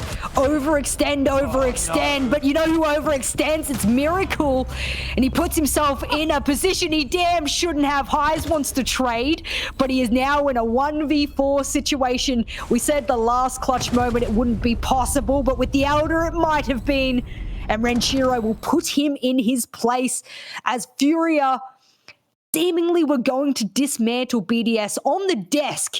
They can't. I'm going to put it out right now. Xenox and Guz, who said Furia were going to take this, you better hope they have a miracle second half here, because they are staring down the barrel of leaving 6 Invitational on the next flight home. Yeah, it's been a massive reprisal for BDS. I don't know for Furia whether this is a lack of stamina or just a lack of substance on Consulate. But this has not been their game. This is not the Furia we saw on Oregon, on Clubhouse. This is BDS showing up and really just giving Furia whatever they've got left in the tank, which is apparently quite a lot. And Furia really need to step up their game here as we head to a tactical timeout. Last time Furia took their attack, it was on the back of a round win. And I will say, they look pretty happy. Twister's giving him some cold hard advice right from the heart, which is exactly what they need, especially as we bring up that round breakdown. You can see it has been all BDS all day long. Couple of plants in there as well. And considering Bride was one of the highest, if not, I believe after this best of 3, he will be the highest planter out of all of the 6 Invitational. He's been getting that diffuser down on the floor more often than not. And if you want to know how he's been tracking for this particular best of 3 so far, I have about 7 listed down for him alone. Shaiko got 1 down as well. And so they are getting not as many as we would usually expect, and that's probably coming out of the aggression from Furia. But speaking of aggression, James, you were asking if it was stamina, you were asking if it was the map. I actually think that they've gotten to the 3rd map, and all of that controlled, really well-balanced aggression we were seeing from Furia has turned into lazy aggression. And what I mean by that is I think they are running out of a bit of steam here, whereas Shaiko, it seems like he's just been building up to this 3rd map, and he's just going bananas. One of the differences as well is it seems like when Shaiko gets picked early, it's no biggie. You know, if he finds 1 kill and dies, or more likely finds 2 kills and dies, BDS are like, oh, that's all good. Sharko's just doing Sharko things. We'll do the rest of our attack. Whereas Furia, on those defenses, as soon as they started to miss some of those opportunities, things looked a bit grim. Now, BDS have to defend. Now, see if they can walk the talk. Furia do have a significant shot here on the attack. I would say that Consulate has a pretty good chance of swinging to the attacking side. Now, the stats of SI don't back me up. While Consulate is not very defender-sided, it is still slightly defender-sided. And so we really need to see something exemplary from Furia here to stay in this game Attackers have located a bomb. and show us everything that we saw on map 1 and 2.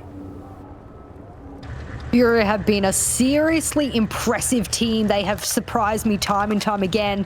And as we rightfully had on the desk, and you and I have discussed this as well, James, they are one of the lowest rated teams in all of Latin America.